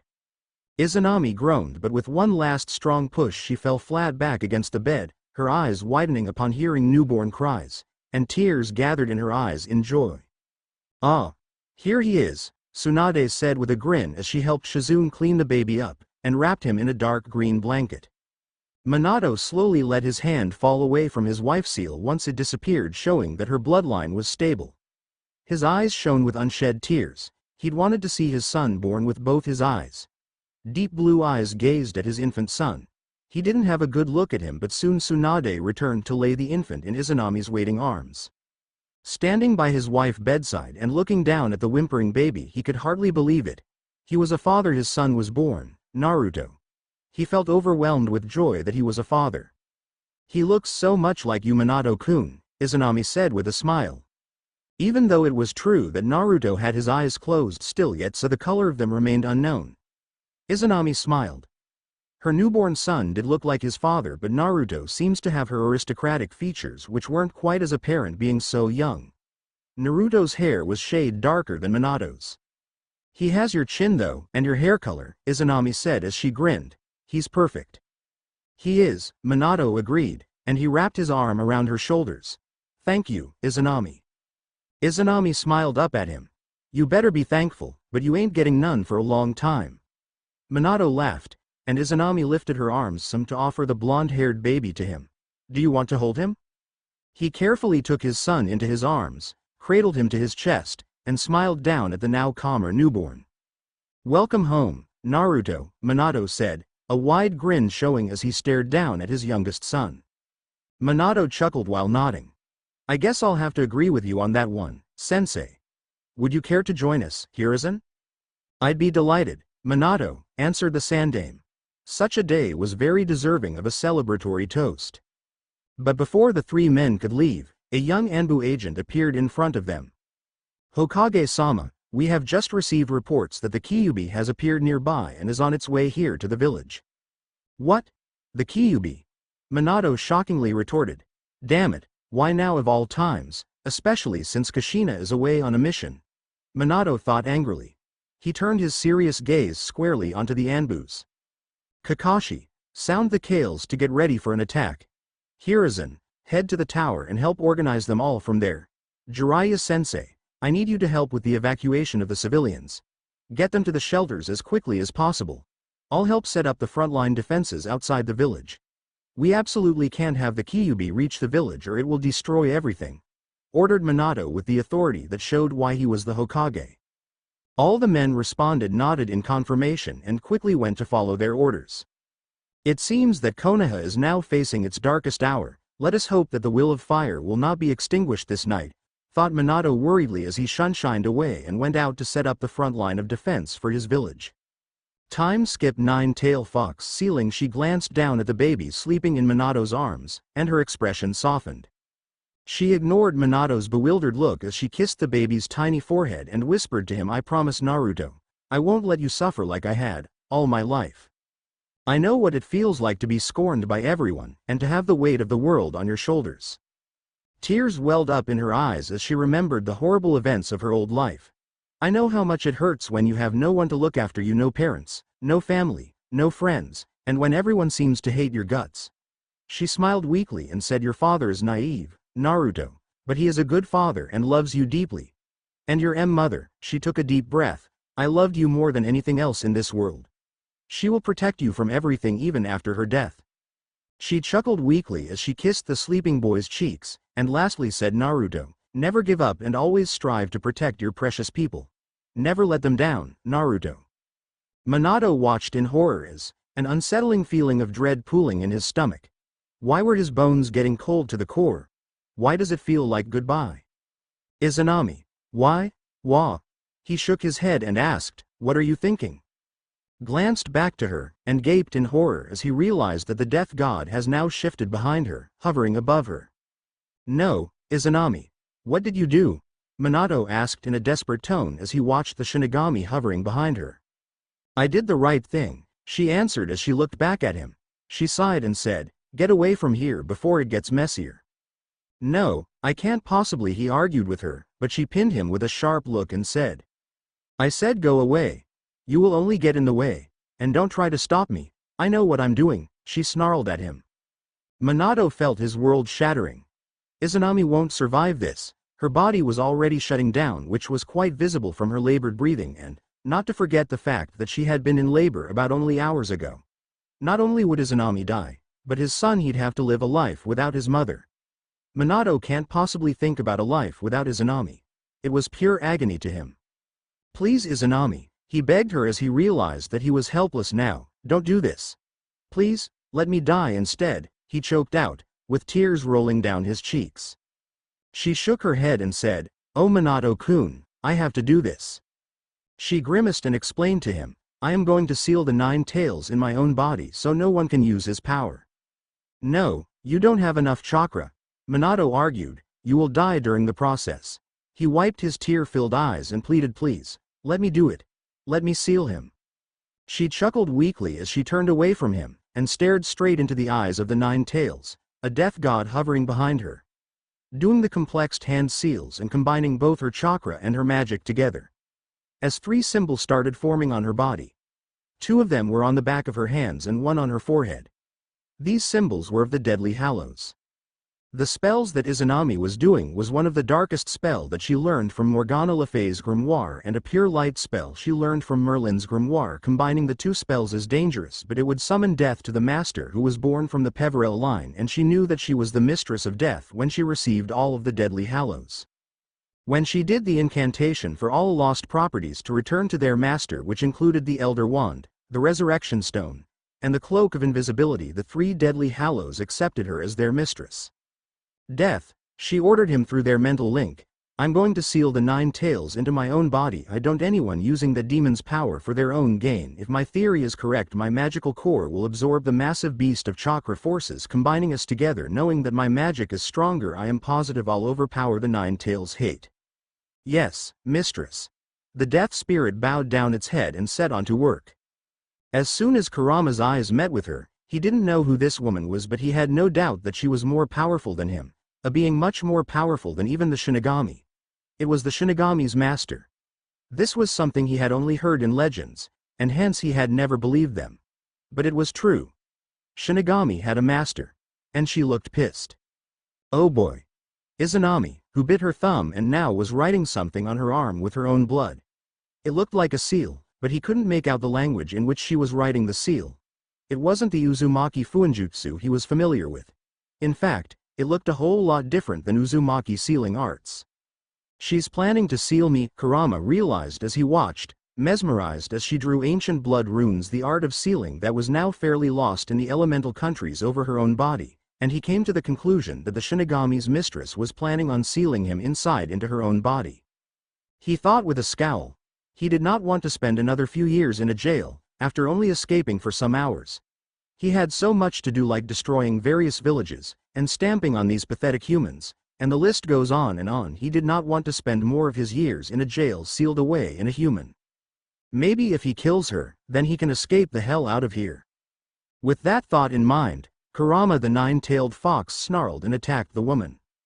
Minato watched in horror as the moment Izanami coughed up blood and stepped back as her body trembled. The nine-tailed fox tried to attack her. "No!" he screamed as he tried to rush as fast as he could towards his wife with his son in his arms. But something was wrong. His body did not cooperate with him. He could only watch in horror as the claw came nearer to Izanami. And nearer. And nearer. Protega. A silver shield shimmered around Izanami, halting the advances of the nine-tailed beasts. The beast roared out in anger and frustration as he watched the Shinigami's mistress standing fiercely in front of him, her hands held out and the silvery shimmering shield wisping out from her hands. The backlash from using to most magic immediately appeared as she felt the flesh over her right arm burn. She whimpered as she glanced down and saw her whole arm covered with 3-degree burns. She wanted to stop, but she couldn't stop now. If she did, then all this hard work would be for nothing. So, ignoring the pain, she stumbled a bit but kept the shield up as she stepped towards. She vanished the shield for a moment. Before Kurama could try again to attack her again, he was hit by a red light, followed by the cry of "stupefy," as his body went numb and he was stunned by the spell. Izanami's body was shutting down, hence she didn't have much time to seal the beast. "I'm sorry, Naruto." She apologized to her son. "I hope you have it in your heart to forgive me," she said, and then with a shaky breath, she said, "Ancient runic art death-binding rune." The blood runes covering her body retract K of deathly hallows, as various golden chains darted out from the runes, and tied themselves tightly around the nine-tailed fox and tugged him towards Izanami. She stumbled as the runes licked up her magic greedily, making her feeling dizzy. The nine-tailed fox snarled, hissed, roared, and struggled against the chains, but the chains were too powerful for him, and soon, he was sealed inside Izanami. In the end, Minato, who was holding his son wailing in his arms, and his wife lying on the ground next to him, and wasn't breathing, with no signs of the nine-tailed fox anywhere. Izanami's chains disappeared, and the barrier dissipated, and soon Minato staggered towards his wife, one of which wasn't breathing and the other was screaming out his lungs. He took in the mark on his wife's stomach, which was a triangle cut into two by a straight line, and a circle in the middle. He dropped down next to Izanami, who wasn't breathing. "Izanami," he whispered, fearing the worst, and he wasn't wrong. Izanami did not respond to him. He placed his hand over the upper left side of her chest where her heart usually beat in a melodic rhythm, only to find that it was slowing down. "I said I was his father," he said with a sob, with tears streaming down his eyes. "Protecting him was my duty." She tried her best to open her heavy goddamn so heavy eyelids and glanced up at the blurry figure of her husband Minato Namikaze. Words tumbled down from her mouth before she could even think what she was saying. "Yes, but I am his mother," she said. "It's mine too." Saying this, she let her eyelids droop down. Minato stared in horror as Izanami closed her eyes. "No, please don't," he gasped out, but too late, she had already closed her eyes and had stopped breathing. Something shattered inside him, as a scream rang out in the clearing. Too late he realized that it came from him, along with the wailing of his son. "Izanami." Izanami slowly opened her eyes only to see the white wall, only assumed she was in the hospital, but for the reason, she doesn't remember. She was extremely exhausted both physically and emotionally and wanted nothing more than to sleep away for the rest of her life, but unfortunately, her mind was whirling with thoughts, making it impossible for her to fall asleep. So lost in her thoughts, she never noticed when the door opened and a woman walked into the room. "Oh good, you're awake." Startled by the voice, her eyes shot open, and she snapped her head towards the intruder, which she really regretted doing, since her head throbbed again, and the muscles around her neck and shoulders protested. She winced at the sudden flare of pain in her head and neck region, and then looked at the blonde woman who walked towards her, followed by a black-haired teenage girl. The blonde woman had amber eyes, a purple diamond over her forehead, and she couldn't help but stare at her bigger-than-normal boobs that were constricted by a gray shirt. She shook her head and turned towards the teenage girl, who had short black hair, dark eyes, pale skin and looked about 15 or 16 years old, and held a baby pig in her hands. That when Izanami remembered who the two women in front of her are, it was Tsunade and Shizune. Shizune helped her sit up and lean against a pillow, while Tsunade gave her an annoyed look, and bopped her head, making her flinch in pain. "You're such a knucklehead, Izanami. If you hadn't had a face-off with the Nine Tails and got yourself in a coma, if you hadn't gotten yourself almost killed." The woman glared angrily at her and slammed her hand down a chair lying next to her hospital bed, breaking it with ease. Izanami's eyes widened in horror as she saw the remains of a once beautiful chair, and gulped fearfully at Tsunade's monster strength. "I swear, Izanami, if that husband of yours doesn't keep a leash on his Anbu, I swear I will pulverize him." Izanami scooted away from the crazy Tsunade, eyeing Tsunade's fists warily. Who knew what Tsunade will do with that monster strength of hers? "Lady Tsunade." Shizune squeaked out in horror. "You can't just threaten the Hokage's wife." "I can and I will." Tsunade snapped at Shizune, who just rolled her eyes and sighed, and the piglet in her arms grunted. "If you have any problem with it, then you can get the hell out of this room, and maybe inform that insufferable blonde brat that his precious wife is awake." Shizune's eyes glanced at her, and then back to Tsunade, and was about to protest when Tsunade glowered and ordered Shizune, "Get out, now." Shizune quickly scurried out of the room. As soon as she went out, Tsunade sighed wearily as she looked at her with so much sadness and concern, and hugged her lightly so as not to irritate her injuries, and said worryingly, "Oh Izanami, I'm so glad that you're fine. If anything would have happened to you, I don't know what I'd have done." As Tsunade released her from the hug, Izanami realized a minute later that Tsunade was trembling and clutching a necklace with a green stone tightly in her hand.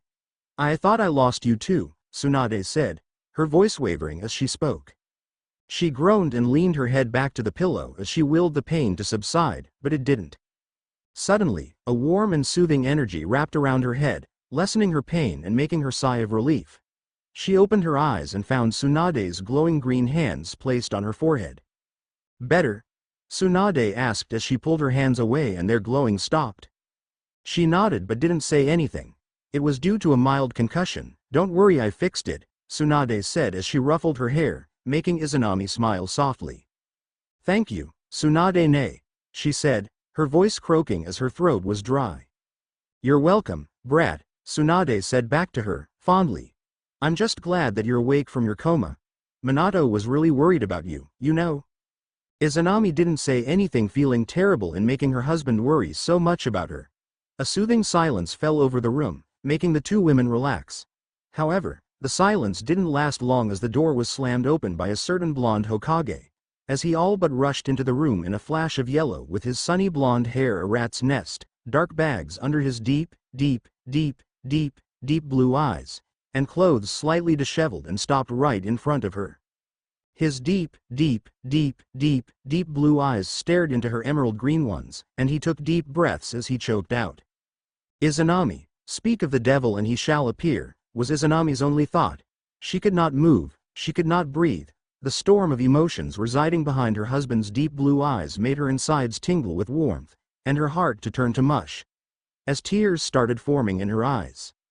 "Minato," she whispered, seemingly lost in his deep blue eyes, and she never noticed the way her emerald green eyes softened up a bit at the sight of him, and her lips quirked upwards in a resemblance of a soft smile, which did not go unnoticed by her husband, who relaxed his tense shoulders and looked like he wanted to take her in his arms and kiss her senseless, which she had no doubt what he really wanted to do.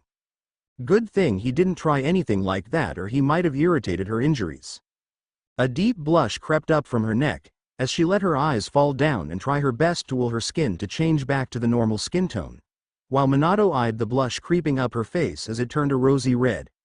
Her cheeks turned redder when she realized that Minato was still staring at her, though the way he was staring at her made the third party in the room quite obvious of what he was thinking. Don't even think about it, Minato," Tsunade said, as her voice turning cold as she glared at the man. "This is a hospital." Then she mumbled under her breath, as Minato, only to find that he was still staring at Izanami, eyeing her as if she was a fragile glass and would shatter with a touch. Asked uneasily as she shifted nervously under his sharp gaze. Frankly, he was creeping her out with his staring. Tsunade really wanted to hit her head against the wall, or maybe hit the boy himself. Now that's quite a tempting thought. But seriously though, can't the brat see he's making Izanami uncomfortable with his blatant staring? Okay, she got it that he was really relieved to see her alright, but seriously, did he have to stare at her like he was just going to have it right here and now?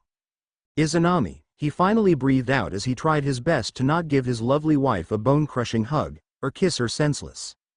He was relieved that she was okay, that she was fine and she was not dead. He had almost had a heart attack when her heart stopped and had to jump-start it with a lightning jutsu, but even when her heart started beating in its melodic rhythm, she was in a coma. The medics in the hospital said that they couldn't do anything about her condition, because if he had lost Izanami that fateful day, he knew he wouldn't have been able to live with himself. He had been anxious and worried about her health, and mix in the bickering council, the shambled state the village was in, and his son Naruto. You get one dead exhausted Minato Namikaze. But all was worth it, he guessed, because, in the end, Izanami was alright. She was alive. His throat dried as he said, I thought you left me. I thought you have died. He squeezed his eyes shut and said in a desperate tone, please don't ever do something like that again, or I won't be able to live with myself.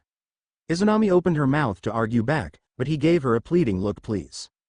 Her expression softened, and she looked down at her hands. I understand. I am so sorry to make you worry, Minato-kun. Minato sighed as he slumped his shoulders in exhaustion and relief, and said, it's fine, Izanami. I'm just glad you're alright.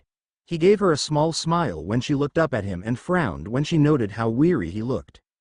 You haven't been taking care of yourself, have you, Minato-kun? Izanami accused as she noticed the dark bags under his eyes, and his skin was turning pale. His blonde hair was really messy, and he looked like he could drop dead any second. At this rate, she was sure he'd get sick. Minato-kun, you look sick. Are you okay? You haven't been overworking yourself, Izanami asked her husband. I'm sorry, love, I was just so worried about you, Minato answered as he held Izanami's right hand and kissed it. No buts, Minato-kun, seriously, you really look like you will drop dead any second now, Izanami said curtly. What was going on? Knowing you, you must have been cooped up in that office of yours for days, and haven't eaten anything properly. I know you're the Hokage of this village, but geez, don't forget you're a human too. You too need to eat and sleep properly. It isn't like you to neglect your own self. It must have been those council members, isn't it? Those old coots must be giving you a hard time, aren't they? I swear, if they stress you out more than you are, I swear I will give them a piece of my mind. Izanami huffed while pouting at her husband. Tsunade roared out in laughter, and even Minato cracked a smile. She blushed and berated herself for rambling off like that. Tsunade said as she chuckled, that's the Izanami we know. I had been wondering why you were being so awfully quiet. She blushed a deeper red at her comment. Minato stared at her in amusement, and opened his mouth to say something but was interrupted when the door creaked open and in came Shizune with a man holding a small bundle in his arms. The man had tanned skin and dark eyes, and his dark hair was pulled up in a ponytail that resembled a pineapple quite a lot and had a goatee. He had 2 scars on his face that did nothing to tone down his handsomeness. He was wearing dark pants and a long-sleeved shirt, and a green vest over his shirt. The man's shoulders were slouched as he walked lazily into the room, and his eyes were drooped a bit as if he were feeling sleepy, though she could see the sharp intelligence in his eyes. Shikaku? Minato blinked, confused. What are you doing here? And why did the Anbu let you come in? I remember ordering them to not let anyone come in, except a few people. The man Shikaku muttered something under his breath that sounded suspiciously like troublesome, and then he said sarcastically, maybe that's because I had your son with me, whom you forgot in the meeting room with the elders before running away at the news of your wife's recovery. Izanami raised her brows in disbelief as Minato blushed a deep red and scratched the back of his head sheepishly, while Tsunade just snickered at his expense. You left our son in a meeting room? She asked, horrified while looking at her husband. It was an accident, Minato said as he held up his hands in surrender, noticing his wife's incredulous look. Who forgets their own son in a meeting room? She asked incredulously. Apparently, he does, Tsunade said smugly as she pointed at Minato, who just glared at her. Izanami let her head fall into her hands. What kind of father leaves their son in their office with a bunch of old people? She understood that he must have been shocked when Shizune must have informed him about her recovery, but still, that was no excuse to forget your own son. She really needed to knock down some sense into him. Izanami moaned in despair and said, "I have an idiot for a husband." Tsunade burst out in laughter, and even Shikaku and Shizune couldn't help but snicker. Minato pouted and said in a mocking hurt tone, "You hurt me, Izanami-chan." Izanami rolled her eyes and shook her head as a small smile appeared on her lips, making Minato beam happily. She glanced up at Shikaku, and her eyes fell down on the little bundle that he held carefully in his arms. Minato followed her line of vision, and his expression softened when he realized that his wife was looking at Naruto. He took Naruto from Shikaku's arms and nodded his thanks to him, to which the Nara simply tilted his head and bowed down his head. He then turned to walk out of the room, but not before glancing back at Izanami and saying, "It's good to have you back, Izanami." Saying this, he walked out of the room. Izanami looked at the back of the retreating man, and then at Minato, who walked towards her with the small bundle of joy in his arms, making faces as walked towards her bed, and she could hear the little toddler gurgling in his arms. "Here," Minato said as he held up his hands and gently settled Naruto, who was covered with blue blankets, in her arms, and turned to Naruto and said in a soft tone, "Naruto, meet your mother, Izanami Rufai Namikaze."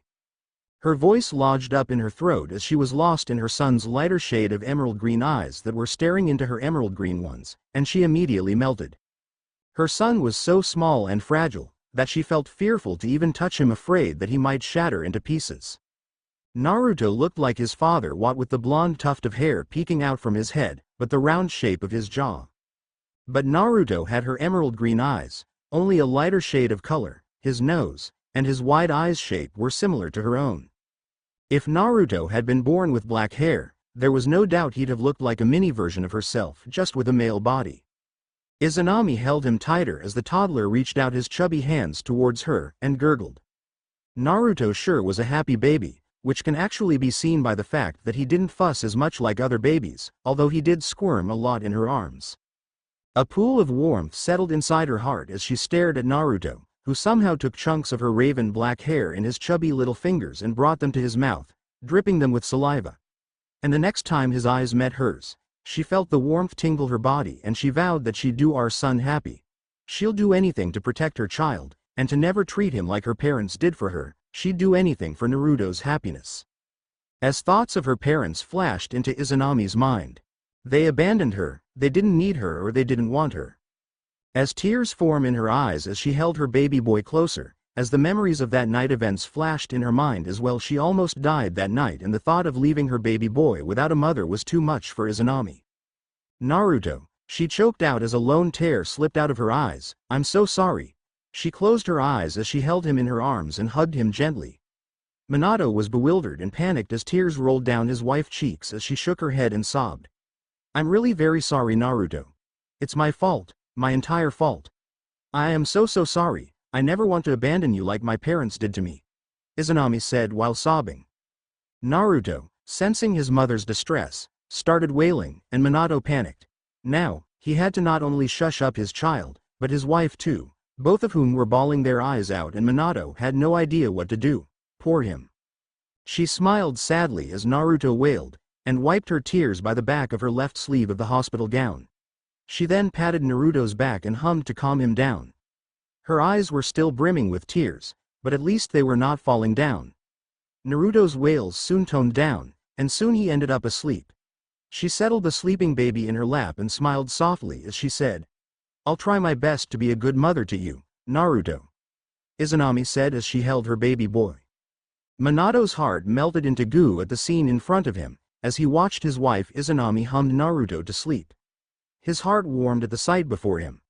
This was what he was fighting for, his family. He'd do anything to protect his family.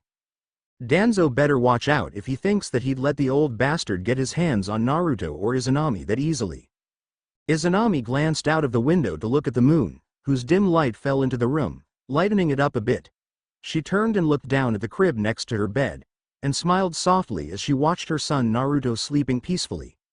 Naruto had woken up a while ago and started crying, and Izanami soon breastfed him, and soon later Naruto was asleep again. Even though he was a happy baby, Naruto could sure cause a ruckus. It has been days since she had woken up, and her injuries were healing perfectly well, though according to Tsunade it'd take quite some time since her body is trying to adjust with the increased power that her bloodlines seem to gain by absorbing the nine-tailed fox into her body. Meanwhile, Minato had moved Naruto's crib and toys and all his essentials in the hospital room, when he realized that his wife Izanami was quite unwilling to part up with her son Naruto.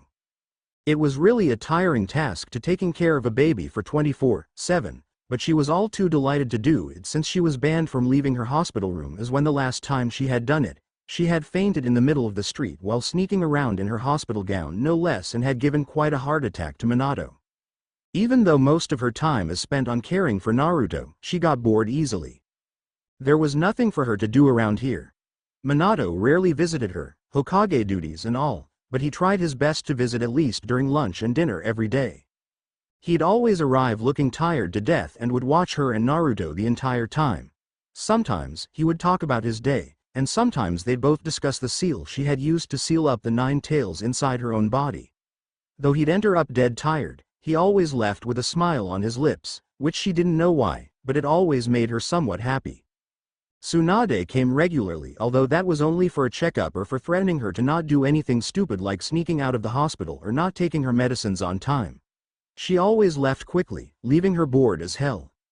The Anbu guards around her room did not talk at all, and she sometimes wondered if they don't get bored at all, standing there all day, keeping a watch over her. No one came to visit her except Minato, Tsunade, Hiruzen, Gigi, and sometimes even Shikaku, and she wondered why is that no one was visiting her. Izanami had a feeling it was because Minato had banned anyone from entering her room or something, because she had clearly remembered the number of people who had approached her and wished her to get well soon when she had sneaked out into the village one day. Izanami leaned her back against the pillow as she looked at the books Minato had brought for her from their home. The books were about potions, herbology, transfiguration, defense against the dark arts, necromancy, care for magical creatures, occlumency, and legilimency, and how to become an animagus. So deciding on reading one of her family books, Izanami carefully began to read the book on occlumency and legilimency. Meditation. The same as finding your animagi, except you need to learn to clear your mind in order to enter your mental realm and wrap your magic around your mind core to create solid walls. So which did she want to start with? Occlumency. Practically it is what she should master first to help her hide her mind. Besides, learning that first might make becoming an animagus easier. Izanami tried to relax in a way that wouldn't make her fall asleep. All the tension left her muscles, a feeling dragged her deep into her mind. Izanami's eyes flew open to see what looked like the inside of an old stone gazebo covered in flowering vines. Wicked. This must be my mental realm. Now, where is the core? Izanami thought as she walked out of the gazebo and walked through the surrounding forest. I bet my animagi is a forest animal. Bloody hell! Izanami winced as she saw broken stone buildings under fresh green moss and vines. It was obvious that the destruction was directly related in her life as a ninja, but the plants and butterflies fluttering around had to be a good sign, right? Not much longer she found herself in a valley. I think that's it, she murmured as she approached an orb in the middle of a quiet pond. Yes, she could feel it. The orb was the core of her mind, and apparently, it was a crystal wolf with 9 tails with its cub next to it. Building mental defenses was difficult. Izanami could easily make a wall of magic appear, but it collapses right away. Her magic refuses to become a solid wall like the book mentioned.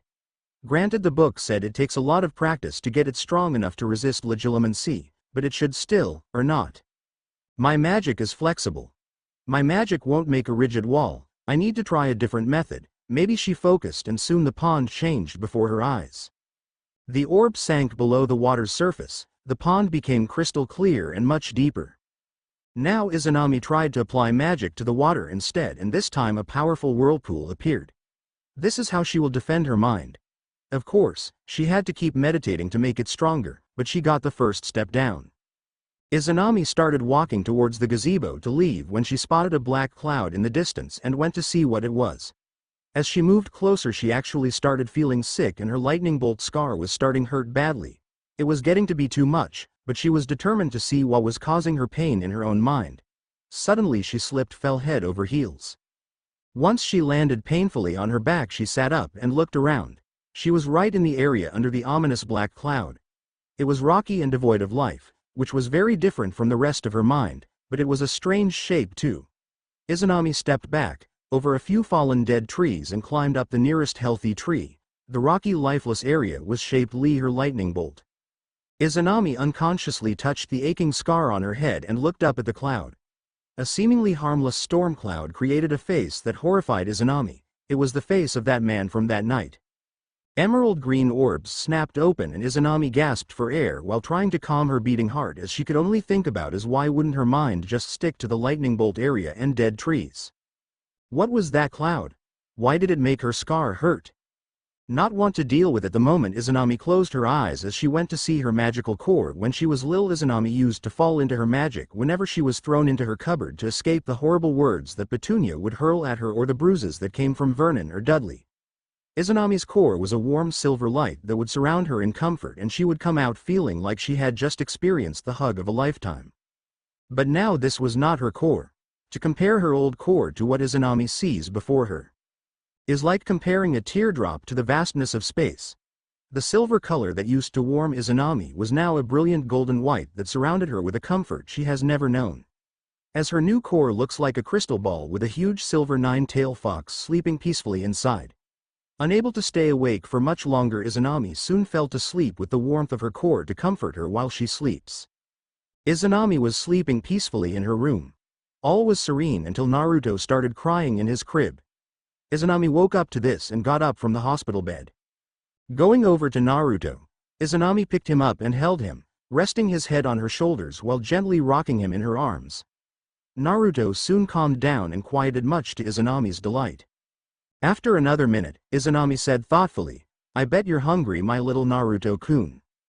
Dreams to dream in the dark of the night when the world goes wrong. I can still make it right. I can see so far in my dreams. I'll follow my dreams until they come true. Come with me. You will see what I mean. There's a world inside no one else ever sees. You will go so far in my dreams, somewhere in my dreams. Your dreams will come true. There is a star waiting to guide us, shining inside us when we close our eyes. Don't let go. If you stay close to me in my dreams tonight, you will see what I see. Dreams to dream as near as can be inside you and me. They always come true." She smiled softly as Naruto rubbed her cheek with his tiny hand, and she kept her own on his, and as she brought him close and he snuggled into the crook of her neck happily, and she smiled. It was almost as if he understood her words. She mused. She closed her own eyes and went to sleep with a big smile. "Good night, Naruto," she whispered as sleep claimed them both, and they slept peacefully into the night. Later on, that morning, when Minato went to the hospital room to check on his loving family, only to smile and seeing his wife and son sleeping together. He had just brought a few books from their huge library back from their home. Izanami had begged for them so she can kill time and learn new spells while she has to stay in the hospital. Letting out sigh, Minato didn't want to leave his family here, but it was Tsunade orders to do if you were testing on Izanami to see if she's okay. Minato really didn't want to do this, not now at least. He wanted to confront Izanami about the seals sometime later, maybe when she was a little better, but the council elders were demanding to know the workings of the seal she placed on herself. Especially where she had learned such style of sealing arts all of a sudden. And what was that shit with the Shinigami? It had looked like she was ordering the death god. How was it even possible? He himself was suspicious of it, since he knew if Izanami had known about it beforehand she would have told him about it, but he loved his wife more than anything, and that's why he knew it'd do no good to be suspicious of her, as it'd only dwindle his trust on her. And trust is a necessary aspect of a relationship. He didn't want her to stress more than she already was. However, the elders had no qualms such as that, and hence had pressed to meet Izanami to ask her about the Jinchuriki's seal and how it worked. Especially Danzo. They were worried if the demon fox would escape once again from Izanami, and that's why they are being cautious. Or that's what they had said. Minato snorted. As if he knew what Danzo was trying to do. He had known from Lord 3rd Hokage Hiruzen Sarutobi that Danzo had always wanted to be Hokage, hence he didn't necessarily like Minato. Add to the fact that Izanami is a Jinchuriki, now only making him hate Minato even more. He seems to have a notion that Jinchuriki are nothing more than a weapon, and he longed to have his hands on a Jinchuriki so that he could weaponize them. He can't use Izanami, since she's Minato's wife, and Minato was the Hokage and was on a higher rank to even consider doing anything to Izanami. There's also the fact that Izanami never seems to trust him, hence not so gullible to Danzo's manipulations. But Minato knew Danzo couldn't do anything since the sealing art used to seal up the 9 tails inside Izanami was something they had never seen or heard of. Since no one knew what kind of seal had been used on his wife except Izanami herself, of course Danzo wouldn't dare to do anything since he wouldn't know how to change the seal or modify it for his own greedy purposes. That makes Izanami a target in his eyes. He wouldn't put it past the old coot to get her kidnapped so as she could alter the seal for his own purposes, especially now when she was weak and bedridden due to her injuries. Not that Minato would let him do anything like that. He swears that if Danzo tries anything to harm his family, he'd kill the old coot with his bare hands. He can't lose Izanami or Naruto. Not when his beautiful wife had almost died once. Well, it was a good thing that Jiraiya-sensei had decided to come along with him to inspect the seal, or else he might have gone berserk on Danzo as soon as that bastard demanded to confront his wife about the seal. Shaking that thought away, Minato couldn't help but smile in the thought of his lovely wife Izanami. Izanami was the love of his life ever since he saw her that day when she first came to the academy all those years ago. Minato smiled even more as he remembers how Izanami was so cute and shy when they were little, but now Izanami was a strong, beautiful, and confident young woman. He always believed that he was the luckiest man in the world to marry a beautiful woman like her, looking up and seeing Jiraiya-sensei waiting for him. He didn't realize when he reached her room, but he snapped into attention when the Anbu guarding the room bowed to the Hokage and the 4 members of the council advisors behind him as they passed through them. Minato stopped right before the door that led to Izanami's room, and nodded towards the silver-haired Anbu member guarding the door, wearing a dog mask over his face. The dog Anbu bowed down and opened the door for the party of 6 to enter the room. When he entered the room, only to smile once more and hearing his son giggle as Minato found Naruto trying to reach for the sliver dance animal that was prancing around the hospital bed. As Izanami smiled in to see her their son trying to reach out to the 4 silver dancing animals. Izanami, you know you shouldn't use your bloodline limit for entertaining our son. Minato smiled as Izanami smiled and said, I can't help it, Naruto seemed to love the marauders. And what kind of mother will I be, not to let my sweet baby boy in seeing my expecto patronums, Izanami said dryly as she looked at her husband only to see 5 more people with him.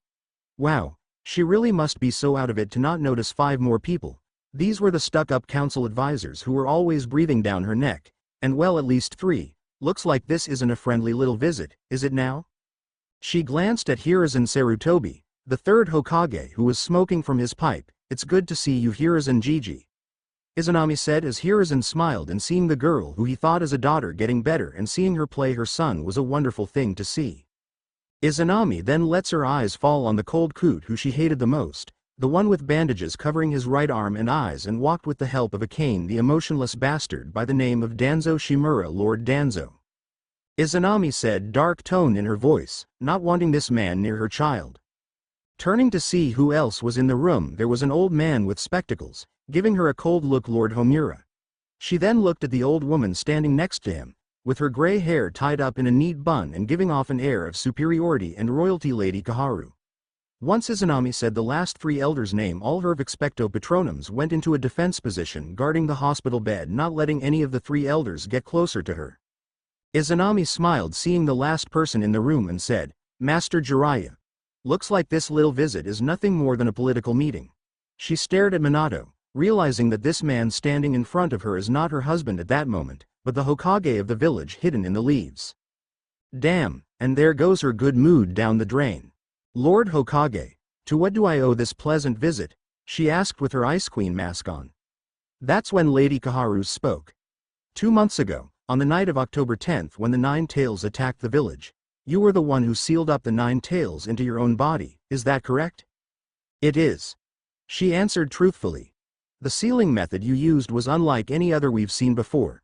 Lord Homura asked sternly, where did you learn that kind of sealing method? Izanami glared at them and said in a cold voice, the method I used to seal the 9-tailed fox was the family one else can replicate or use it, and no one can break the seal. The 9-tailed fox is sealed forever. Once I die it will die with me, it will never reform, it will never escape. The seal was made by 2 masters from my family line. I combined the 2 to make an ultimate seal, so the 9-tailed fox is forever out of the reach of greedy power-hungry bastards. This shocked everyone at her answer, knowing that the nine-tailed fox is forever sealed and it no longer be resealed again. What do you mean, Izanami, that your family had seal masters? Minato asked curiously. Among this little band of misfits, only Minato seems eager to learn about another type of sealing arts. And maybe Master Jiraiya too. She smiled softly and answered, yes, there were only 2 seal masters in my family line. They were the most powerful seal masters in the family. They wrote down journals about different sealing methods to seal certain creatures, like demons, monsters, devils, and other things away. When the 9 tails attacked, I used 2 of their methods. I managed to make a new seal, the ultimate seal. It requires certain techniques, a different language, and the god of death. Another language? You can make seals in another language too? Jiraiya asked eagerly. She leveled him with a flat stare. What are you so surprised about? Fuinjutsu, if need be, is the art that can even bend realities with a few adjustment in runes. Ma, what? Jiraiya asked, confused. Like I said, this could be only done by my family and my family alone because we're the only ones that can use spiritual energy, Jiraiya. She said dismissively. Before any more questions could be asked, all of Izanami's expecto patronums were growling dangerously at one Danzo Shimura. I think you should all leave, Izanami said in a dark tone, glaring at the elders while holding her son closer to her. Time skipped to the day where Izanami was finally released from the hospital. Izanami took the chance to look around as Minato led them both through the halls, bringing her to the nursery that Naruto was in at the moment. As soon as they arrived, she could hear babies crying. Naruto was a baby. Maternal instincts kicked in as Izanami's emerald green eyes snapped down to the crying bundle in the nurse's arms. Naruto dressed in a blue baby outfit they had at the hospital. A lighter shade of emerald green eyes that looked exactly like her own. Naruto was still crying with all the nurses trying to calm him down. But they seemed to be failing on that part. It seems like Naruto doesn't like being held by anyone that are not his mother. Carefully, Izanami walked over to the nurse who was holding Naruto. May I? Izanami said as she took the wailing child, and everyone was surprised when Naruto stopped crying to look up at Izanami. With those lighter shade emerald green eyes were wide, seeming to study her face. They were even more shocked as Izanami started to sing to her baby. Hush now, my baby, be still, love, don't cry, sleep like you're rocked by the stream. Sleep and remember my last lullaby, and I'll be with you when you dream. Drift on a river that flows through my arms, drift as I'm singing to you. I see you smiling so peaceful and calm, and holding you, I'm smiling too. Here in my arms, safe from all harm, holding you, I'm smiling too. Hush now, my baby, be still, love, don't cry, sleep like you're rocked by the stream. Sleep and remember this river lullaby, and I'll be with you when you dream. I'll be with you when you dream. Hey, Naruto, it's Ka-chan. Mommy, Izanami said with a soft smile on her face, holding Naruto in her arms. It's okay. I've got you, Naruto, Izanami murmured, holding the baby to her chest, carefully resting that small head right over her heart. Naruto cooed, making intelligible noises as his hands reached for Izanami's dark hair. I'll protect you, Naruto. I'll be the best mother ever. I swear, I'll protect you. Izanami didn't even know when she started crying, but she couldn't help it after she was not going to be like her own mother. Minato was observing his wife's reaction. He could clearly see the care that Izanami had for their son. And she'll do anything to make Naruto happy, not like her own parents had done for her. Izanami was holding Naruto so much love and compassion you couldn't tell that she was a first-time mother. Then, she started promising to be the best mother, to protect Naruto, and started crying.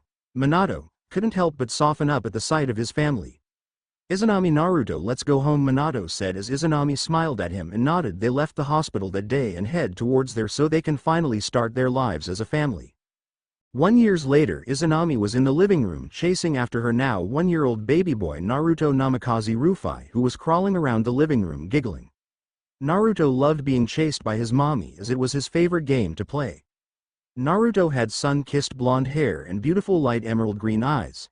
He was dressed in a pair of fox pajama onesies that his Aunt Helga Hufflepuff made for him. A lot had changed throughout the year for Izanami and her family.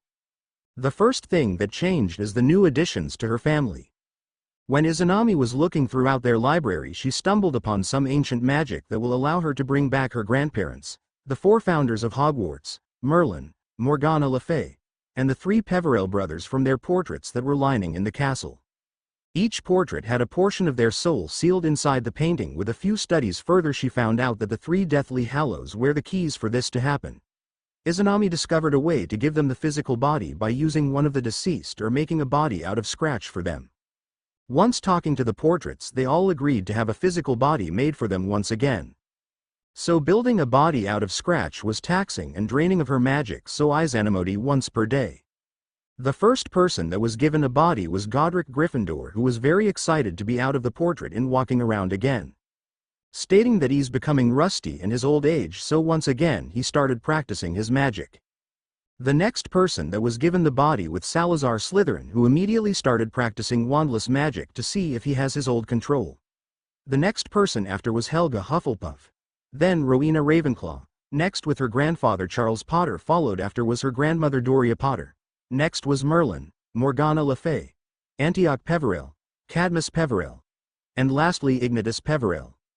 "I'm going to get you," Izanami said as she heard Naruto laughing loudly, as he loved being chased by his mommy. "Mommy is going to catch you," she laughed softly. Again Naruto laughs as he continued to crawl away while laughing as loud as his own voice could get. In the kitchen with a video camera was Izanami's handsome husband, who stood nearby and watched Izanami be playful with their son. "Izanami-chan, he's very energetic and I don't think you'll be able to catch him." Minato laughed as he watched. Izanami came up behind him with a smile and scooped her son up into her arms as Naruto giggled. Izanami then walked over and gave her husband a kiss on the cheek. "That may be true, but he's also an energetic and handsome as you, Minato-kun," she chuckled. 9 years later, during those 9 years, Izanami's life has changed for the better. Her family grew, welcoming the next generations of their little family. Izanami and Minato welcome a beautiful 4-year-old daughter named Naruko, who looks like a carbon copy of her mother but with Minato's beautiful deep sapphire blue eyes, tan skin. And there is their 3-month-old son named Menma, who is the perfect combination of both Minato and Izanami. Menma has Izanami's black hair with little blonde highlights at the end of the tips of his hair, and the beautiful mixture of tan and pale skin and the beautiful shade of light green eyes with a tint of blue in them. This new addition is not the last of their new family. When the years went by, Orochimaru and Salazar Slytherin got married and had a son named Akira, who is actually the combination of Orochimaru and Salazar Slytherin himself, to say the least. Akira is a very handsome and beautiful young boy at the same time, who's the same age as Naruto at the moment. Well, Jiraiya married Helga Hufflepuff and stopped writing Icha Icha when he started dating Helga and soon finding out that his beloved wife was everything that he ever wanted. They both had a beautiful little girl named Riri, who's only a few years younger than Naruto and Akira. Riri is the carbon copy of her mother, but she had her father's white hair and red marks under her eyes. And her future dream is to become the next Toad Sage like her father. Next was young Godric Jr., the son of Godric Gryffindor and Tsunade Senju. Godric Jr. is actually the carbon copy of his father but has Tsunade's blonde hair and hazel eyes and monstrous strength. His future dream is to become the first ever Gryffindor Sannin and take up the mantle of Lord Gryffindor when his father passes. Also becoming the best medical ninja out there due to his mother's talent as a medical ninja. Godric Jr. happens to be the same age as Naruto and Akira. The second child of Godric and Tsunade was a cute little baby girl who's only about 2 or 3 years old named Himari, who looks like Tsunade but with her father's hair and his eyes. Little Himari loves sleeping in her big brother's hoodie and always seen wearing a little slug onesie or little slug beanie on her head. Next was Rowena Ravenclaw, who married Tsukumo Hitaki, as they had 2 twin sons named Haruto and Reo. Both boys are a carbon copy of their father but a mixture of their mother is in there. Reo has his father's silver hair while his twin brother Haruto has his mother's black hair. Both boys are actually the same age as Riri. Next is Ignatus Peverell, who married a young woman from the Inuzuka clan. Her name is Sarah. They both had a son who is a mixture of both parents and his name is Riku, who happens to be the same age as Haruto and Reo. Lastly, there's Cadmus Peverell, who married a Yame Ichiraku. They're expecting their firstborn child in a couple of months. And of course, her family seems to adopt Itachi Uchiha, Shisui Uchiha, and Obito Uchiha into their family. Let's not forget about Rin, the only female in Minato's team, and of course the grandfatherly figure of Hiruzen Sarutobi, and Merlin and the grandmother figure Morgana Le Fay. Izanami was in the kitchen preparing breakfast for her big family. Her 3-month-old son Menma was in his high chair along with his 4-year-old sister Naruko, and besides Naruko was Naruto, who was happily waiting for his cousins to come downstairs along with the rest of their family. While cooking breakfast, Izanami started singing a certain song, knowing all too well her children will sing along with her, even though the children cannot get the notes just right. Izanami. We spend our holiday the traditional way. We light candles and play a good tune with pozole to eat and a freshly baked treat. We sing by the light of the moon, Izanami, Naruko, and Naruto. This is what we do to celebrate Kurasumasu. And you will love it too, the way we do Kurasumasu. Izanami smiled when she heard her husband and the rest of her family coming to the kitchen, only for her smile to grow even wider when Minato started singing the part of the song. Minato. There's so much in store for you down at the shore. On Christmas, the boats all set sail for a party at sea where we gaze merrily at the stars and an occasional whale. Minato and Godric, Salazar, Orochimaru, Jiraiya, Kakashi, Sakamo, Antioch, Cadmus, and Ignitus. For this is what we do to celebrate Kurasumasu. And you will love it too, the way we do Kurasumasu, Obito. When it's Kurasumasu time, we make the bells chime. Our fireworks paint the sky bright. There's a 50-foot tree where we gather with glee for a feast that will last through the night. What a sight! Itachi, Shisui, and Obito. For this is what we do to celebrate Kurasumasu. And you will love it too, the way we do Kurasumasu. Rin. We gather together in our village square, cook a big meal that we all get to share, then dance or just spin throughout the whole town with family and friends all around. Hiruzen and Rin. This is what we do to celebrate Kurasumasu. And you will love it too, the way we do Kurasumasu. All join us for Kurasumasu. Join us for Kurasumasu. Join us for Kurasumasu. Join us for Kurasumasu. Join us, join us, join us, join us for Kurasumasu. When the song was over, everyone in the family started giggling and laughing. This was the perfect family that Izanami always wanted. Not her parents. Nothing in the world can destroy her family. She'll fight death to keep her family safe. Meanwhile, in the Wizarding, the night of the Triwizard Tournament selection of the champions, Albus Dumbledore sat in his throne-like chair surveying the Great Hall as it filled up with students from both Hogwarts and the visiting schools known as Bobadins and Durmstrang. As he looked at the staff table, seeing Lily and James Evans was once known as the Potters, looking like the world is falling on them. Ever since they were disowned by the Potters and thrown out of Potter Manor, the Evans family now live in a small 2-bedroom apartment in Diagon Alley. So not used to living like second-hand citizens, they were so used to the grand life that they used to live before it came crashing down. Rumors to believe that the new head of the Potter family was none other than their daughter Rosalie Lillian Potter, that was abandoned by her parents to her Muggle aunt and uncle. When James and Lily heard about this, they quickly made towards the Dursleys' house to retrieve their lost daughter. To their shock and horror, their daughter Rosalie was never there at the Dursleys. She disappeared several years ago. What serious that night when they were kicked out of Grimmauld Place was true. Their daughter was missing. The new head of the Potter family, and without their daughter, they could not get back their glorious life. It's been over a few years since the disappearance of one Rosalie Lillian Potter, when the girl had mysteriously disappeared from her relative's home. The sister of the boy who lives in the last of the Potters' disappearance had been the talk of the Wizarding world for the few years, as the Ministry spared no expense trying to locate the girl, with no luck so far in their search. How could things have gone so wrong? I had everything planned out to the fullest. Albus thought furiously to himself silently as he kept up his grandfatherly smile as he spoke to Professor McGonagall. With a small sigh, he looked around and noticed that nearly everyone in the Great Hall had finished eating, and were now talking amongst themselves, and decided that it was time to commence with the selection ceremony as he motioned for the school caretaker, Argus Filch, to bring in the goblet of fire so that the chosen champions of the 3 schools would be selected, as the dirty dishes quickly disappeared as the Hogwarts elves took them away. As soon as the goblet was wheeled into the room, Albus smirked a bit when he heard the excited whispers from the large crowd of students as they turned their full attention on the goblet in excitement, as he waved his wand at the goblet of fire and lit it up, as he gave an introductory speech to everyone and explained the rules of selection ceremony once more. Once the speech was over, the goblet started spitting out 3 names of the students it had chosen, and he quickly read them out loud, as belonging to Cedric Diggory from Hogwarts, Fleur Delacour from Bobadins, and Victor Crumb from Durmstrang before the flames dimmed down. Just as Albus started directing the three champions to the adjoining room behind the staff table, when much to everyone's surprise the goblet suddenly lit once more and shook a bit as it spat out two pieces of parchment, which Albus immediately caught the two pieces of parchment, and he stared down incredulously at the names that were written on it for a moment. Albus, what's wrong? Why did the Goblet of Fire shoot out another name when we already have our three champions selected? Minerva asked, concern filling her voice as she saw the shocked look on the elderly man's face, as she stood up from her seat and made her way over to him, as she ignored the loud whispers that were starting to fill the great hall, as everyone wondered what was going on. Albus, whose name is on that papers? The name on it James Jr. and Rosalie Potter, he whispers to Minerva and then looked around. James Jr. and Rosalie Potter.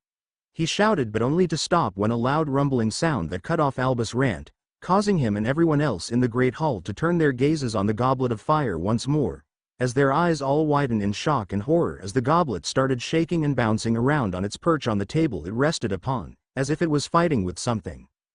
What's going on? The goblet's not supposed to act like that, at least I don't think it is. Though there's only one reasonable explanation for its actions right now, Albus thought silently to himself as he took a step back as the goblet started to emit a bright, nearly blinding glow that was growing brighter by the moment. Since young Rosalie isn't here in the school, is the magic of the goblet trying to bring her here? If so, that means. Just then a huge burst of light suddenly sprung out of the goblet, and Albus and a few students that were right in its path just barely got out of the way of the beam, as the beam shot across the great hall and slammed into the double doors leading into the hall, shoving the doors wide open as it continued on its way out of the castle and towards the Black Lake. Getting their bearings, Albus and the rest of the staff quickly charging after the beam of light, followed by the rest of the students as they followed the beam outside, where they can see it shooting straight up into the darkened night sky, completely lighting up the night as it started to take the shape of a large group of people floating in the air right above the Black Lake as the light finally started dimming down. Just then Albus's eyes widened in shock as the large group of people started falling as the light faded away, and everyone on the ground could hear the faint screams of the people and children rapidly started to make its descent back to the ground at breakneck speeds. At first, as Albus thought his eyes had been playing tricks on him as the group of people fell faster, but then his eyes widened even more as he witnessed the appearing of what could no doubt be a nine-tailed fox bathed in what to be gold and silver flames suddenly appeared out of nowhere, and it seemed to grow in size as its 9 tails seemed to grab all of the people who made up the large group. A few moments later the large 9-tailed fox landed in the Black Lake making a huge splash, wetting everyone that was standing too close to the lake, which means all of the Hogwarts professors and students and the headmasters. Meanwhile, back with Izanami and family, Izanami was happily feeding Menma while reading a few of her family's ancient tomes, only to stop when she felt what seemed to be like an earthquake.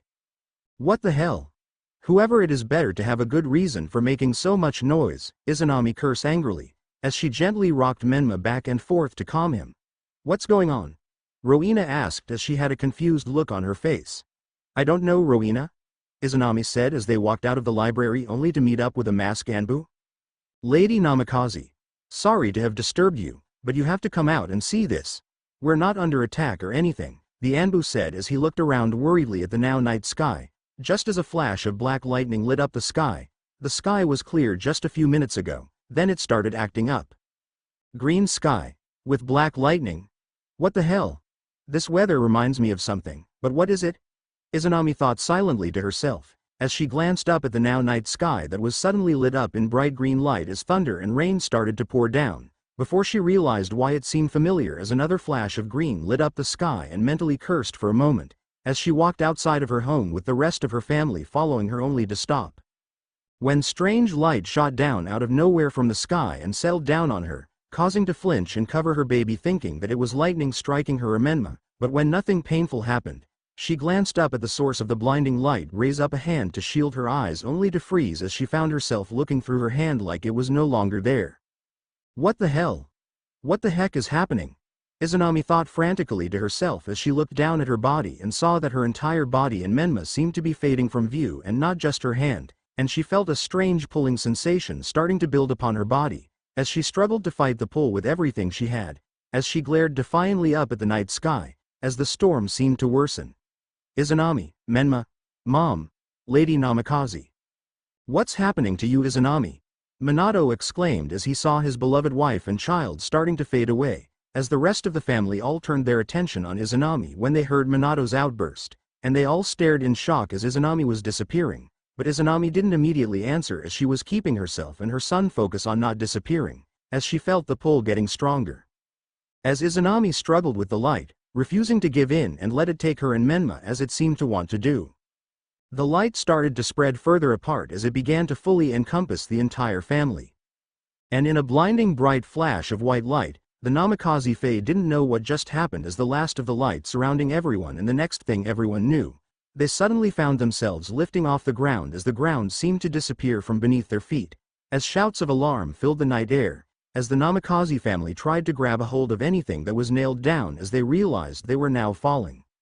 The screams of the children send the adults in the family to act. Each one of them tries to grab one of the children, but soon they found out it's a lot harder to do. Izanami, seeing her family in danger, could only think, "Damn it to hell. Of all the places for us to be dropped off, it's in the blasted air," mentally cursing to herself, as she handed her youngest son to his grandmother. Seeing that Doria Potter was closer to her, "That's it. I'm definitely kicking the ass of whoever's responsible for this, when I get my hands on them, if anyone on my family gets hurt because of this." Izanami quickly focused her magic and chakra, only to gasp as her body suddenly erupted into gold and silver flames as her body transformed into a giant nine-tailed fox.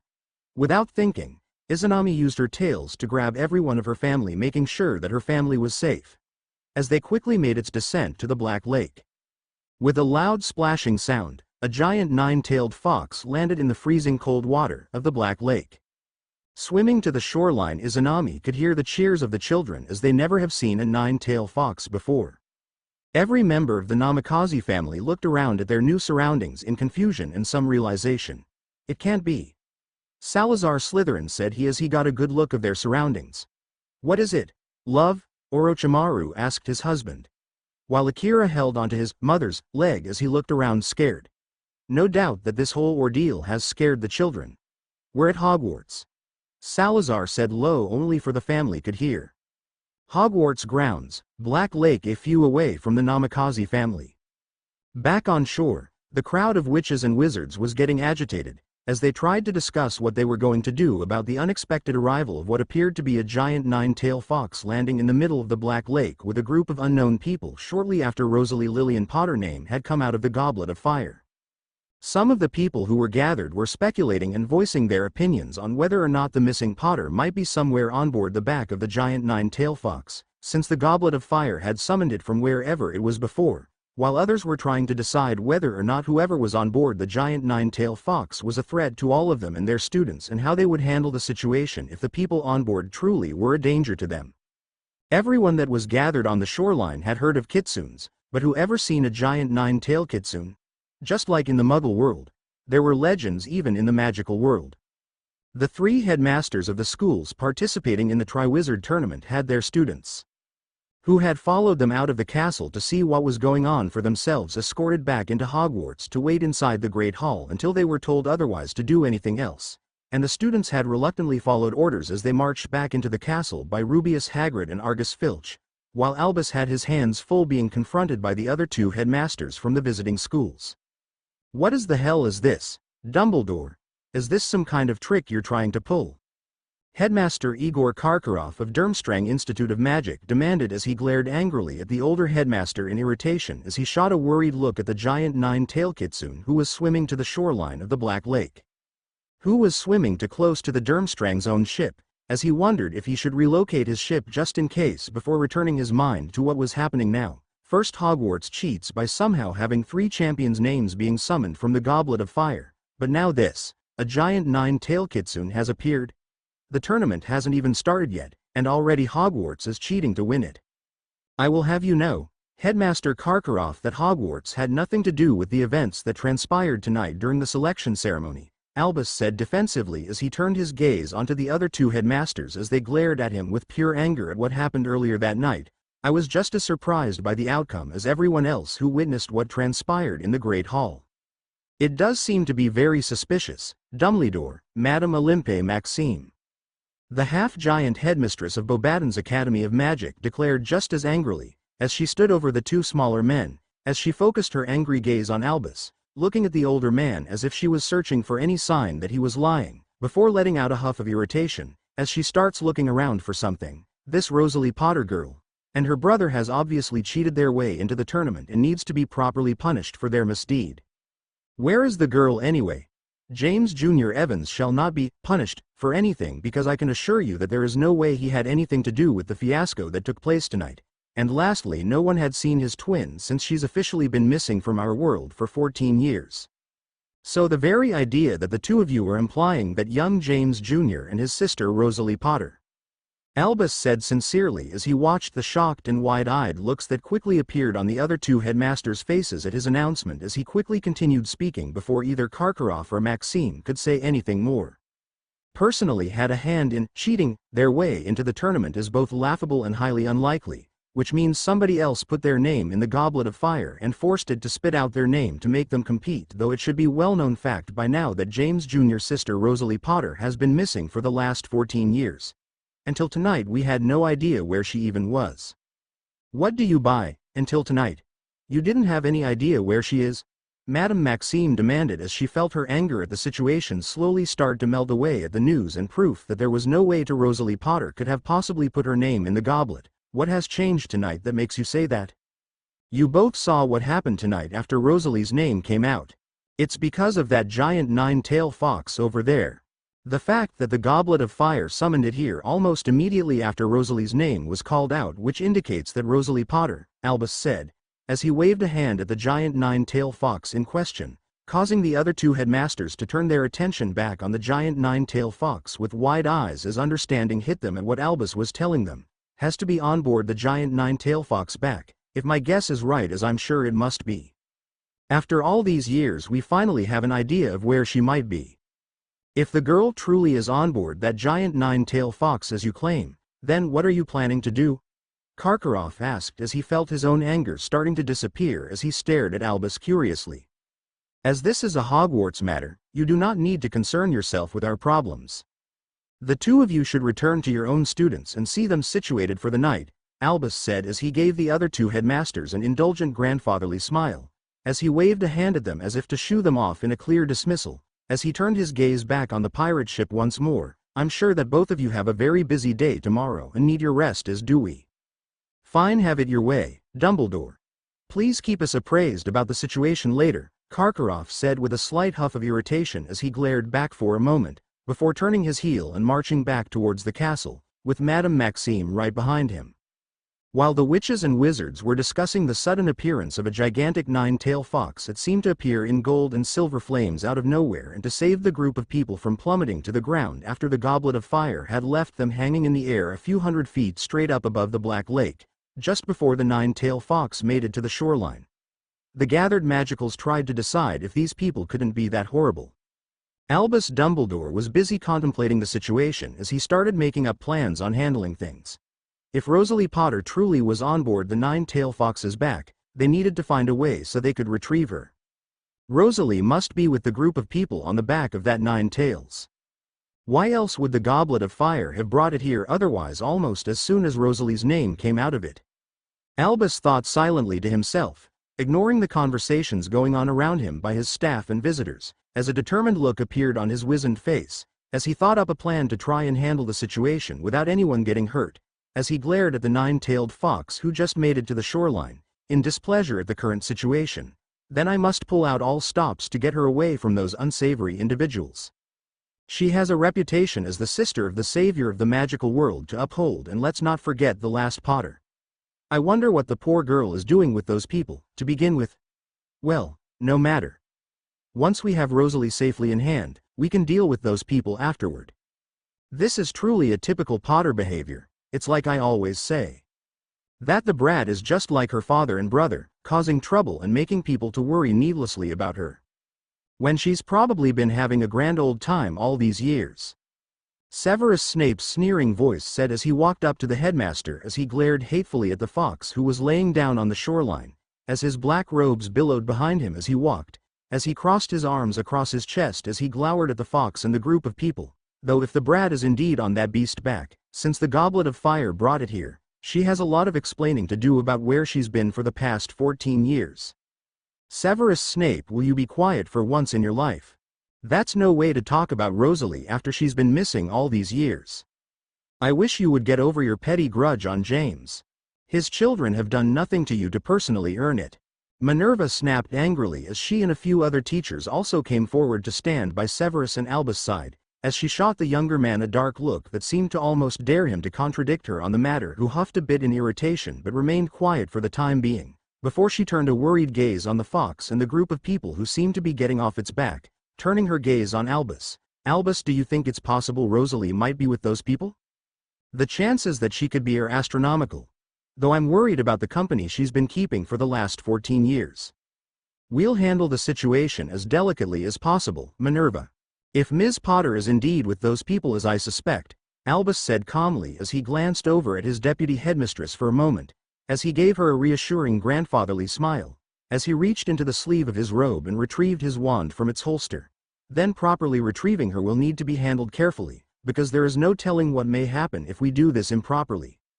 Alistair, Poppy, Minerva, Severus, James, Lily, I would like the 6 of you to accompany me to meet our guests. Poppy, your services as a healer might have used just in case anyone was badly injured when they started falling from the sky.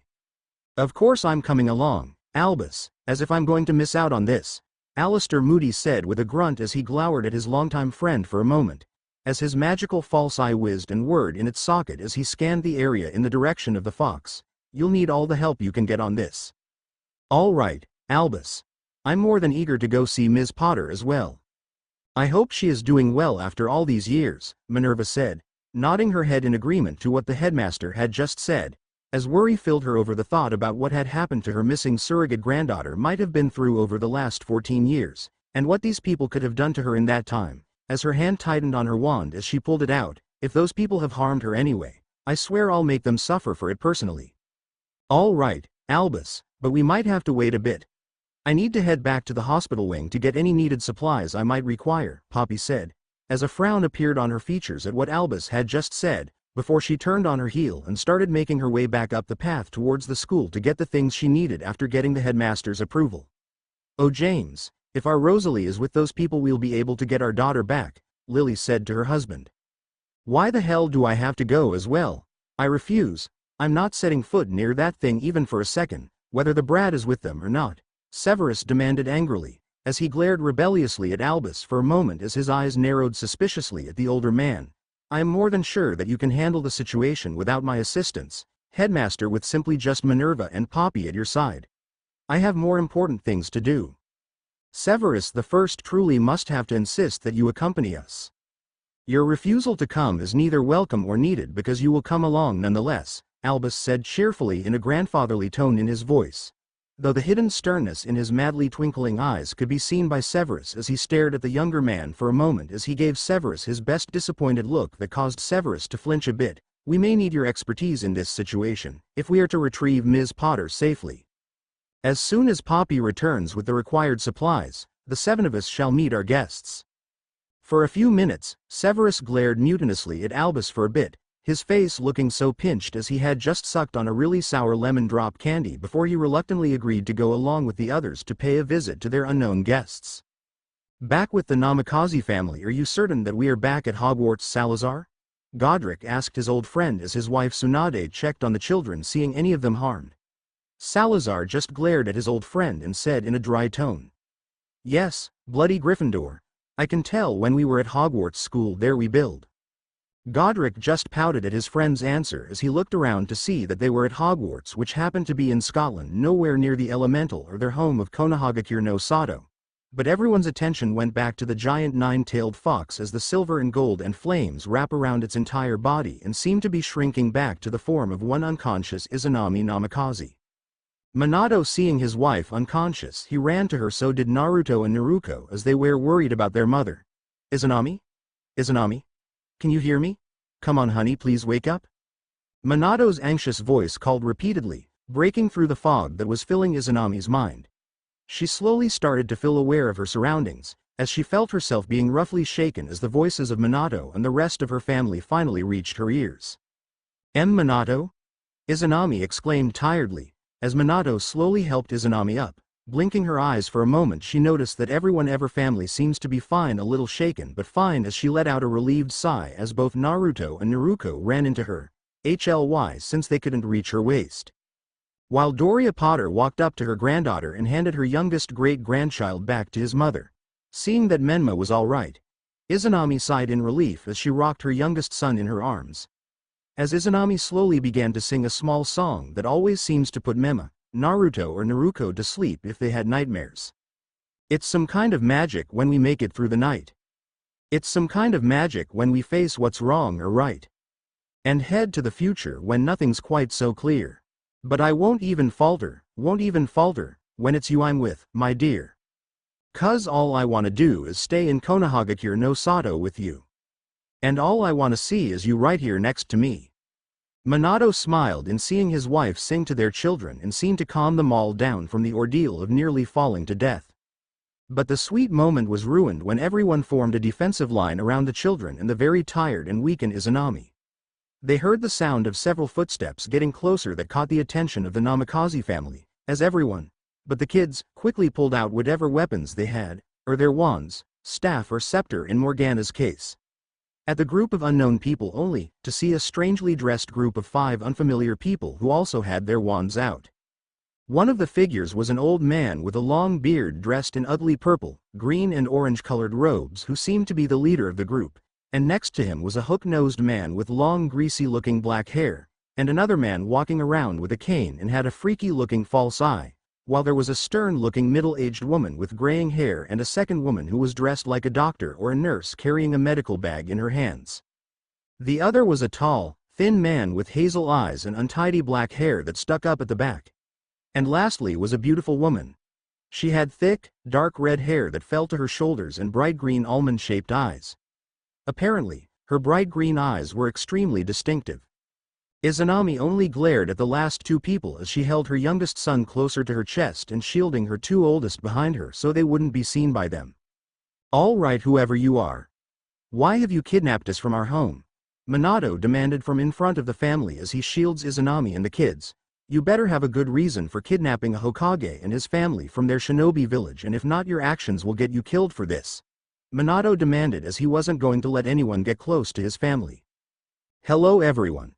Pardon the intrusion, and there is really no need for any form of violence, but we come from the castle on the nearby shore over there and saw your arrival in our lake," the old man with the long beard said benevolently as he looked among the group of people as he ignored the weapons, wands, staff, and scepter that were pointing at them, "and have come to our assistance if anyone was in need of medical help.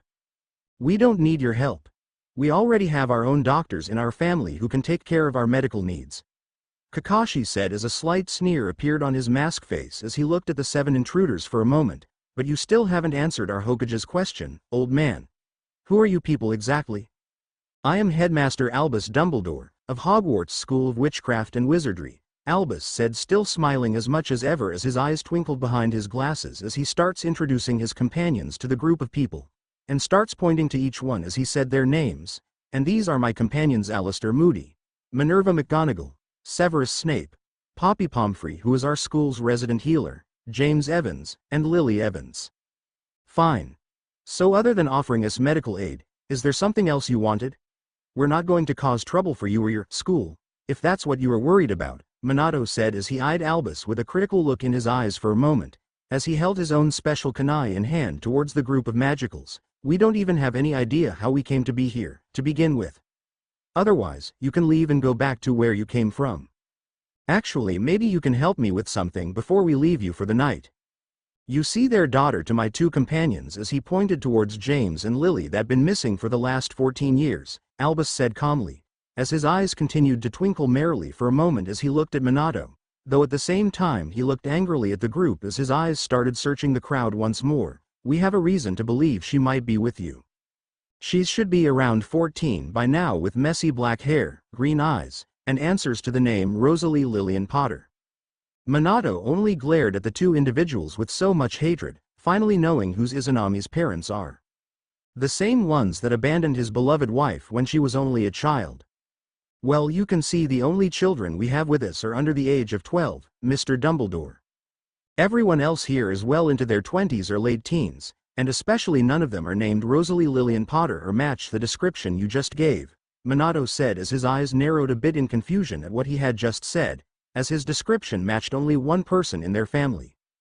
While when she was younger, and a quick glance at Izanami and the others told him they had all realized the same thing, though the age description had to be wrong. What makes you so sure that she's here with our family if you truly haven't seen her in over 14 years? Izanami paled slightly, sweat gathering along her brow as her beautiful emerald eyes grew wide, the pupils dilating in fear as Izanami held her children close while trying her best to shield them from her former parents.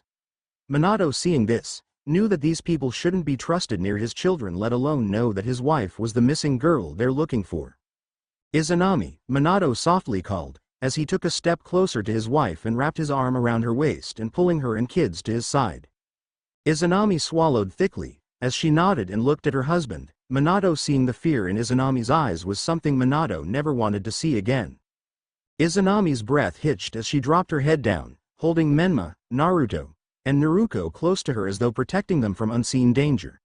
Minato, those two, they're my parents, Izanami told him, her voice almost a broken whisper in their native tongue, hoping the wizards and witches couldn't understand them. They dragged me back, and brought all of us with me. The blonde's eyes narrowed, looking at the two for hurting his beloved wife. Noticing that both Charles and Doria were glaring at the man.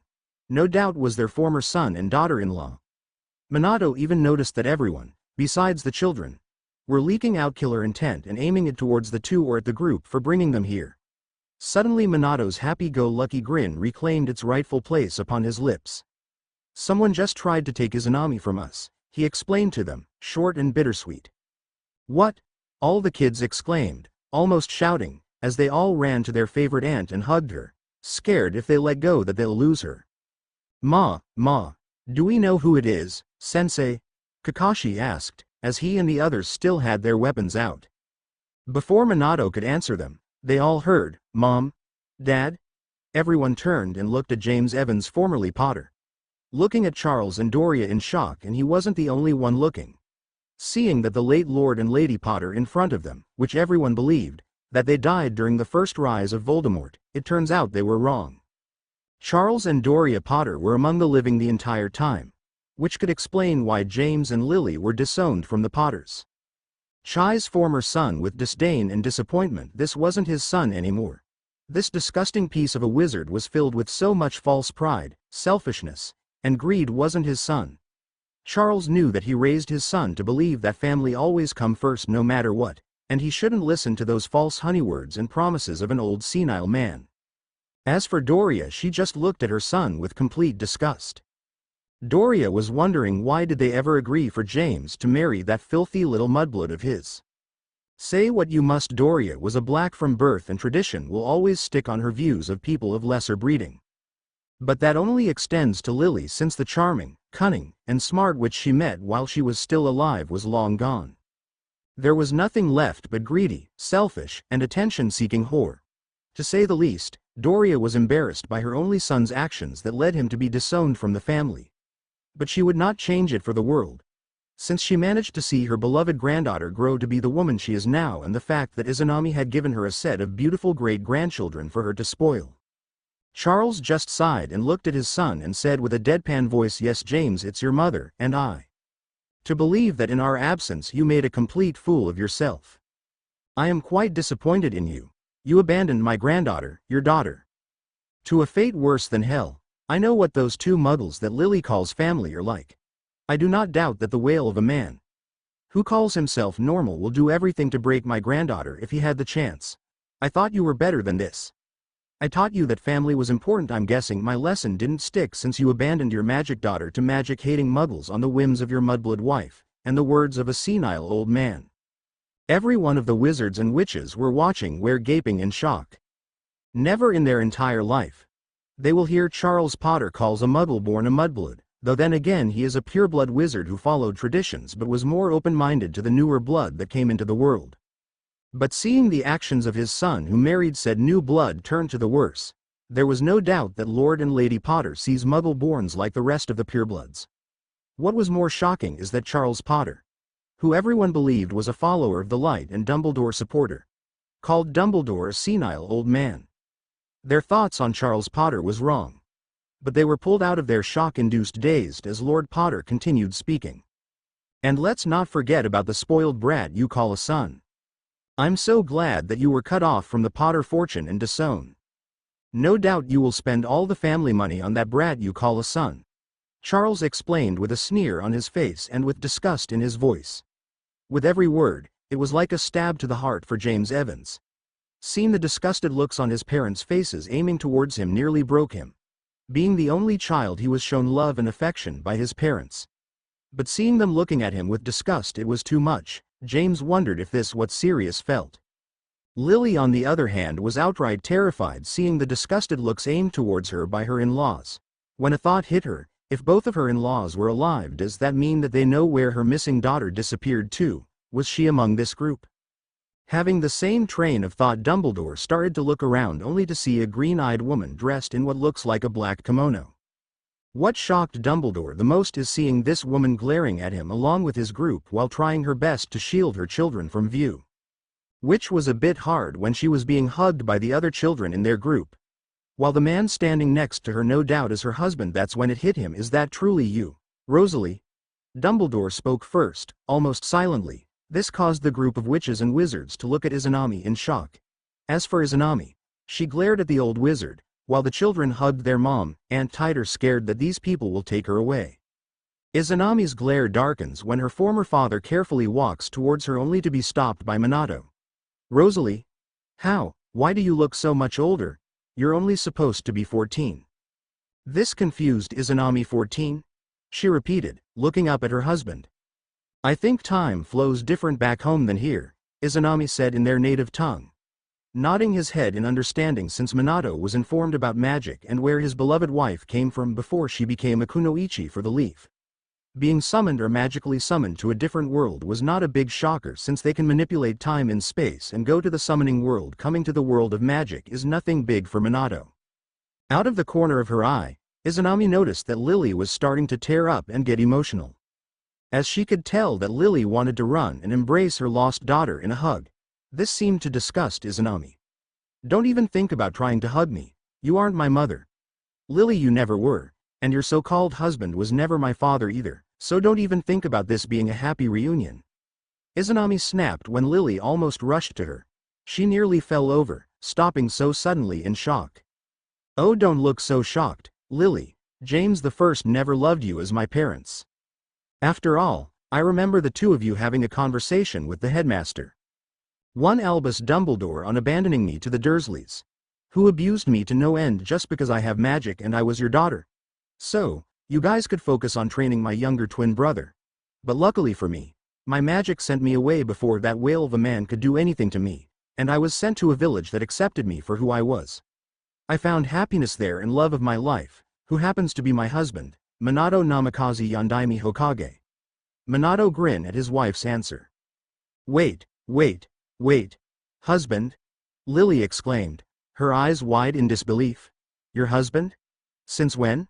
We have been married for 9 years, Minato answered with a smile on his face. Izanami seemed to ignore Lily's stunning attitude. Dumbledore was in shock as well. Izanami marrying someone other than the one she is contracted to was not a part of any plan. Though it mattered not. Miss Potter, he started, but was cut off. Namikaze, Minato said as he glared at the old man. Did you already forget that she is a married woman? You were not joking when you mentioned just how senile he is. Izanami just nodded her head. While everyone was still in shock or disbelief in seeing the late Lord and Lady Potter and the missing twin of the boy who lived. No one noticed the founders of Hogwarts using their magic to scan around the area only to be disgusted in what they found. The wards that they built to protect the castle were deteriorating. They were severely outdated, let alone that someone was tampering with them to make sure they didn't work properly. Guessing by the signature that they felt, no doubt was the current headmaster. This angers the founders. They had built Hogwarts to be a haven for every child to learn and control their magic. For this simple-minded buffoon to disregard what they built centuries ago was a big insult to them. Having the shocking news that his parents were still alive, James demanded answers to why did they disown him and his family. While no one noticed that Izanami and the children began to shiver from the cold, only for everyone to stop when Minato heard his wife sneeze and his son complain in a sad and scared tone of voice, "I'm cold, I'm wet, and I want to go home, Dad." His current anger forgotten, Minato Namikaze went into mother hen mode as he pulled off his signature trench coat and placinolders while picking her up bridal style, while Izanami hadn't let go their youngest son. While using Anbu hand signals to Kakashi and Itachi, who both nodded and picked up the two remaining Namikaze children as Minato turned around and asked, "Is there a place where we can rest? No doubt the children are exhausted at the moment." Seeing an opportunity to get the group into Hogwarts and find Rosalie Potter among the group, Dumbledore made a quick suggestion, "Let us head back to the castle. I have no doubt the young children are very tired and cold." Minato's eyes narrowed in suspicion at the old man, as he said in a cold voice, "We will go to your castle until we figure out a way to go home." This caused Dumbledore to be shocked. No one ever talked to him like that before. When people talked to him, they either had awe and have admiration expression their faces. But this man and his group show no awestruck expression. They all seem quite annoyed and even bored of seeing him. Sensing the tension, Godric Gryffindor decided to break it by making a joke at his longtime friend. "That's great. No doubt Sal and his hubby need their beauty sleep. Can't let them get wrinkles of all things on their beautiful skin. Wouldn't want them to end up looking like some dried up prunes. Now would we?" Godric stared pointedly at some members of the old man's group. Both Salazar and Orochimaru sent death glares at Godric, while Akira was still hugging his mother's leg while giggling at the comment, making the other children giggle as well. Nonetheless, Dumbledore and his party started walking towards the castle. However, when the Konoha group crossed the protective enchantments that surrounded the school, all four founders, Izanami, and their families could feel Hogwarts. Izanami gave a small smile. "You can feel us, don't you?" thought Izanami with a giggle. Izanami smiled once more as her magic song with her family. "Hello Hogwarts. I am pleased that after all these years I'm happy to meet you, our home." Indeed, Hogwarts had, and the magic surrounding the castle was nearly singing with welcome. Even those inside the castle could feel the magic as it hummed, and the closer the Konoha group got to the castle, the more it hummed. Salazar chuckled. "Settle down, my dear. I'm afraid if you hum too much that you may hum yourself into a heap of rubble," he thought with a smile. The magical hum abated, but it didn't disappear altogether. The whole event shocked the wizard group. A more just happened. Seeing the shocked group wondering what just happened, Salazar just rolled his eyes. "That is assuming that we would be getting rooms. After all, it is considered polite since you did drag us here," Salazar commented with a catty smirk. Seeing what his husband was up to, Orochimaru decided to play along as well. "I for one wouldn't mind sleeping in any unused dungeons you have." "Oh, do you have coffins here, right?" Orochimaru asked while licking his lips with his long tongue jutsu to freak people out. "Unfortunately, all our coffins currently are rather occupied," Severus answered. Hearing that, Orochimaru pouted, making his son and other children giggle at his action. Albus cut in to focus their attention on him. "Yes, yes. We can have the rooms arranged right now as you follow me, and we can pick up our conversation tomorrow." As he strode through the hallways of the school. "Mr. Dumbledore, earlier you said this was a school. A marvelous sight, but where are the students?" Sakumo questioned. "Ah, the students have gone to bed by now." Haruto and Reo both shook their heads at that. The laziness of these children in this place. Everyone in their group went to bed early so they can wake early every morning for work. Heck, even Himari, Godric Jr.'s baby sister who is only 2 years old, woke early too. "Ah, here we are. Your rooms. I hope you find them to your liking," Dumbledore informed as they stopped in front of a portrait with a deer herd in a forest scene. "Now just choose a password and say it to the herd with a tap of your magic." Izanami saw this chance, whispering into her husband's ear to move forward, so she can lay her hand on the painting while she whispered the password. The stag in the painting stared at her before bowing as the door swung open. This allowed the family of ninjas to enter the room while the door closed when the last person of the Konoha shinobis entered. The room had its common room leading to 3 hallways with their rooms. The rooms were done in rich creams and browns with hints of blue and dark purple now and then. Once everyone was in the common room, all 4 founders waved their wands to disrupt any type of eavesdropping magic or spying magic that the headmaster will place in this room, and no doubt Hogwarts was also removing any type of portraits that will spy on the founders and their families. Once the room was secured, the family relaxed as Morgana waved her scepter to remove the gaudy furniture into something more elegant and tasteful for the family. As she sat down on one of the armchairs while Merlin himself waved his staff to bring in some small snacks for the children, no doubt. They're hungry due to the pout that baby Menma was giving everyone, which causes all the children to look at the baby with smiles and giggles. Izanami smiled as she sees the giggling faces of the children, only to sigh in worry, knowing that she was back in her original home, tensing up for a moment when she felt her husband's arm wrap around her waist and pulled her close to him. Minato smiled lightly as he knew all the signs of Izanami being worried as he whispered into her ear. "Don't worry, Izanami, we will get through this, and we'll find our way back home. I won't let anyone hurt you or take you away from me, that's a promise." Meanwhile, in the headmaster's office, "This can't be right, Albus. Why is my daughter older than she's supposed to be, let alone that my parents were alive the entire time, and how in the name of Merlin that she's married?" James yelled as it hit him hard, knowing his baby girl was married and it wasn't him who gave her away on that special day. The end. Thanks for watching.